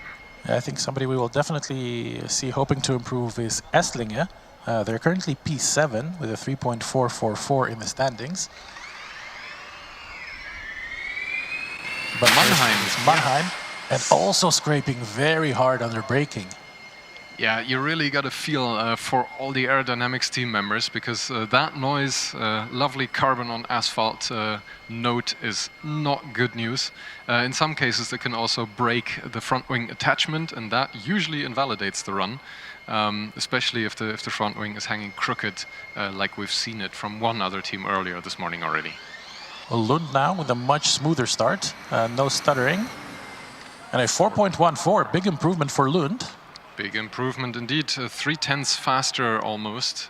So yeah, that pushes them from P84 to P75. All right, and looking at the scrutineering status, there are 5 more teams through scrutineering that have not yet set a time. I see one of them is getting ready now. That is DHBW Stuttgart. We also have car number 113 from Munich Motorsport in the first run queue, and car number 16 from Orion Racing India.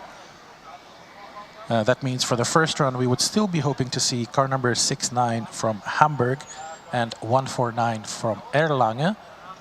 And returning for their second runs, as we mentioned a little bit earlier, are Esslinger and also Southampton.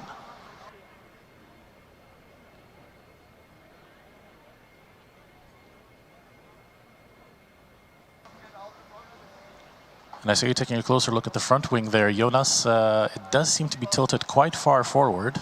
Yeah, far enough that the team member has actually been telling the driver to not continue with their second run for today. It is hanging at an extremely awkward forward angle of attack. I still think that they will have to try and get this car through post-scrutineering to be able to have their first time actually valid. But yeah, definitely a good decision to not try and run this car again based on the state of that front wing. Let's see, there is a bit of a queue forming once again for the post-scrutineering area. I'm not sure if there are any available bays at the moment. There should be at least one. That will be taken by Mannheim. Lund is also on the return, just letting Regensburg go ahead of them. And now we should see one of DHBW Stuttgart or Esslingen. Stuttgart on their first attempt, Esslingen on their second. Yeah, while Stuttgart is getting ready, I do have to give some kudos to the teams, I think. They might have heard our cries for more attendance here. And based on our information on our dashboard here, there could be 5 cars still eligible for a first run. And at least 2 of those, I think, are in the queue here. And with just under 15 minutes to go still here, I'm a pretty happy commentator here on the start line, just in terms of how many cars we've really seen going, really maximizing the potential of the acceleration discipline. Thank you, guys. Yeah, we are indeed pretty happy customers. In terms of cars eligible for a first run, Munich Motorsport were in the queue, but decided to leave. I see them just outside of the queue area, working on the car, making some small changes. Hopefully they will be able to return. But let's see how DHBW Stuttgart will stack up against the competition. Yeah, their signature neon yellow tape on the front wing and rear wing makes them really easily to distinguish.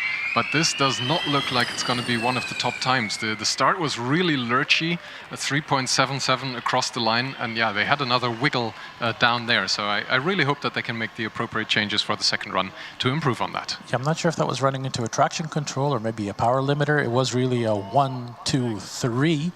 And on the third acceleration spurt, so to speak, they did keep accelerating through the rest of the track. Let's hope they can keep that consistent. But now Esslingen.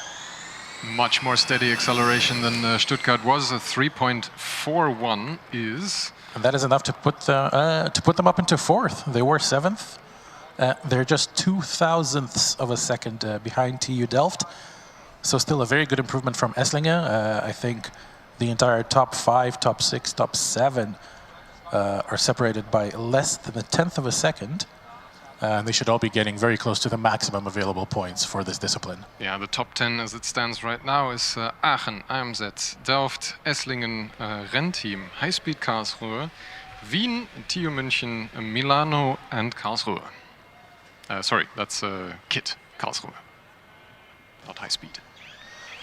By the way, one theory I can offer as to why the second to last run from DHBW Stuttgart was so lurchy is I've seen particularly the lighter acceleration drivers actually slip off of the throttle pedal with their foot. So yeah, that's where some launch control modes come in, where the car can try and compensate for that. Of course, you need to be rules compliant while doing it. And they return indeed for their second attempt. Yeah, I think if they can figure out that lurchy start, we should definitely see them in the sub 3.5 area. Yeah, the acceleration driver being Maximilian Furch. Let's go, Maxi. Yeah, not quite as straight, but definitely a better go off the line. 3.41, definitely an improvement. Yeah, we have right now 3, 4, and 5 are separated by 0.03 of a second. We have Delft with 3.405, Esslingen 3.407, and DHBW Stuttgart 3.408. Yeah, that's the kind of close competition that we love to see here. We're clearly pushing as far as the track can carry these cars in terms of fast times. Now, again, returning for their second run, Southampton is back, looking to improve on a 4.891.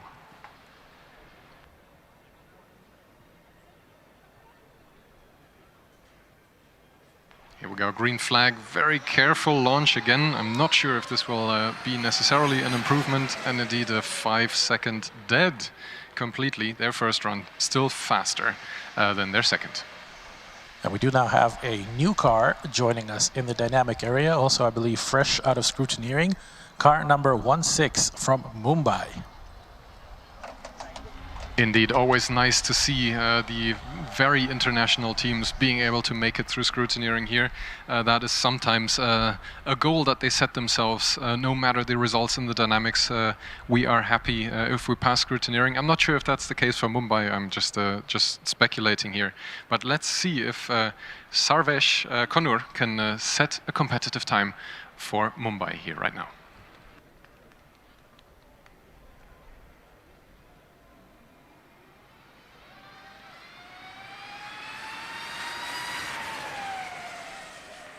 Indeed, a 5.353,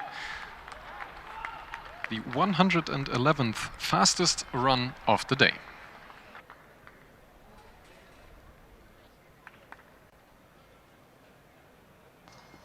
So right now we have 3 cars, well, one and a half cars in the queue.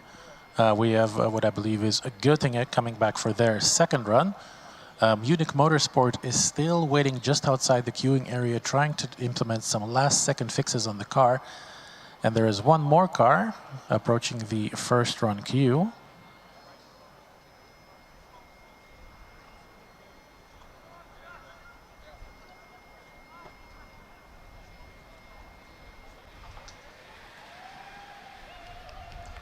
And that I believe could be either Hawks Racing or High Voltage Motorsports. I can't quite make it out from here.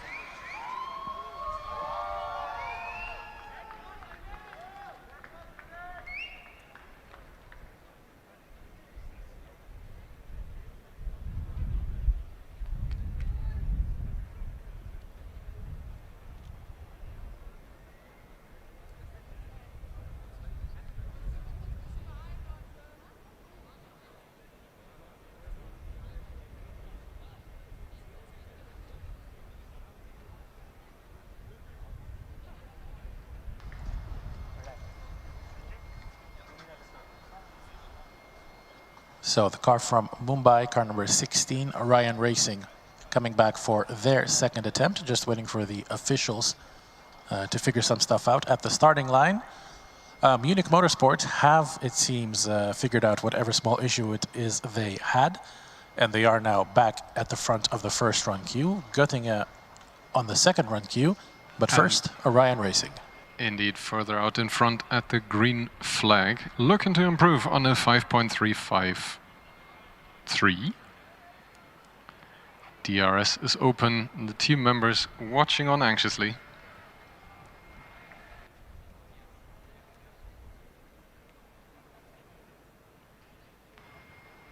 I think that was a brief check with timekeeping, bit of a careful launch. It looks very similar to the first attempt. And it is very, very close, 5.38. Yeah, slightly slower the second time of asking. Good that their first run was their best. So, just over 7 minutes left. 4 cars in the queue. Unfortunately, I don't think all of them will be able to go, especially as it takes a bit of time to do the final checks, the final driver instructions. Perhaps Göttingen and Tsinghua will be allowed a bit further on. Yeah, I think we can call this 3.5 cars in the queue. US Munich, we did not see them yet today, but Hawk Göttingen trying to make an improvement on their aborted run, the driver jumping out of the car in their first attempt earlier today. Right behind them, indeed, Tsinghua returning, and the half car that we're counting right now is being overtaken by Bath. Indeed, coming back for their second run. But yeah, now we're getting tight on these second runs, especially because of the pre-inspection. Sometimes taking a couple of minutes. There is scrutineering checks that are being carried out. I see the IMD testing box out where the insulation monitoring device is being tested before these runs, apparently. And Göttingen is ready to go, moving towards the green flag. Indeed. We have entered the proverbially called squeaky bum time for the teams that will be still hoping to get a run in. Munich, it seems, is just getting the last driver instructions, so they should have no issue. Göttingen being very tentative with their approach to the green flag. The officials trying to urge them on. Yeah, to be honest, having driven this acceleration myself, you really want to try and game the green flag person as much as you can, get as far behind the starting line as you can to give yourself as much time to accelerate before you cross the timing beam. But yeah, this is not acceleration, this is tentatively setting off from Göttingen. I think they're just looking to set a time since they did not finish their first attempt. Indeed, not much a start as much as a departure from the start line. Very gentle, but setting a valid time, pending, of course, any post-scrutineering checks. 15.06 for Göttingen, but a time on the board, some points on the board. Let's hope that they can return under their own power as well, as we now have 5 minutes to go, less than 5 minutes to go, and 4 cars now in the queues. UAS Munich coming up next.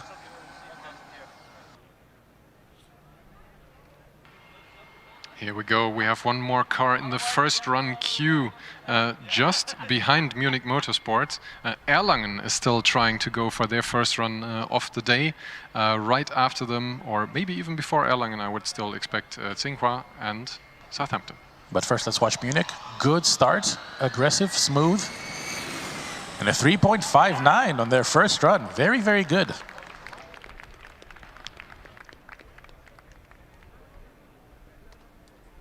Yeah, so sorry, small correction in the queue now. As probably the last runner of the day, we have Bath, not Southampton. Small mix-up between the British teams. Erlangen is already quite some time here in the check. This is also being IMD checked again before they head out for their first run. Tsinghua is moving towards the green flag ahead of them. Yeah, let's see if Munich can return for their second run. Not quite. I mean, they are coming back, but not before Tsinghua.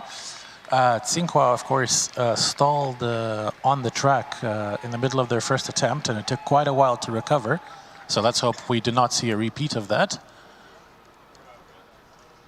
Yeah, good thing that that they managed to fix whatever issue they had. They managed to charge again. Let's hope that the many meters that the team members had to push the car in the hot sun here are rewarded. Looks like a good launch. We're accelerating all the way to the end. That's great news. They managed to set a 3.755. Congratulations to the Taiwanese team. And now we're going very quickly. Munich already lined up for their second attempt. Bath ready to go for their second run. And the last car in the queue is Erlangen. I do see one more car in the prep area, but first. Munich Motorsport looking to improve on a 3.5, and it clicked away from me. I think they went faster in their second attempt. It was a 3.53, just marginally faster, but an improvement of any type is good. 600s indeed in the bag. Bath looking to improve from a 5.845. And we have just over 2 minutes left. Bath does manage to set off, going very gently. It is a 5.84. Looked a bit slower than that, so I think... 1,000ths faster than their first attempt, and yeah, alluding to their rear wing quote, that's not great, not terrible. So let's see, Erlangen, car number 149, tractive system engaged, will be able to get there. First run in, I think, if they start moving quickly. The ready-to-drive sound has been heard. That sounds very crunchy in the gearbox of Erlangen as they drive past us here. That might be related to the slow speed that the car is doing right now. I would hope that they don't make true on their rear wing quote. Es kracht komplett. It's yeah, crunching completely. That was definitely the case as they set off here right next to us. Yeah, let's see if Hox Hamburg will be able to get in at the just at the whistle. Erlangen just taking a second to be lined up properly. Green flag is waved. And they lurch forward and cross the timing beam early. Yeah, some struggles with the gearbox, and the car does drive under its own power and does start accelerating. Did it drop something though? I think I saw something fly off there. It might have been a sticker or a card of some description. That was already there before. It has flown by a couple of times. So I think the marshals have deemed it's not anything super crucial, maybe just a piece of paper. Let's see if Hawks Hamburg manages to get in. There's 45 seconds to go. Yeah, as a reminder, any car that hasn't gotten the green flag signal at the sound of the gong that's coming up here very soon will not be able to run any further here in the acceleration. We're really coming up to the close of the discipline here momentarily, and it's not looking good for Hawks, to be honest. I mean, they're doing a very quick final check. The marshals trying their best to get them through the pre-checks as quickly as possible. But I do see a hand hovering over the big red button of doom. Indeed. Maybe one of the team members can try to distract the button presser. Unfortunately not. That will be the end of the acceleration event. Almost every team that wanted to get in did manage to get through. I think Hamburg is not for lack of trying. There's probably some issue with the car that they were just unable to get in at the last second.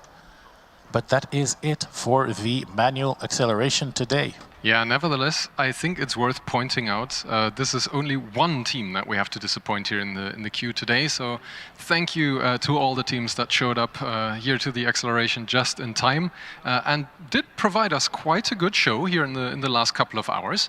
Thank you for joining us in the grandstands. Thanks for cheering along here in the pit straight as the cars were passing along.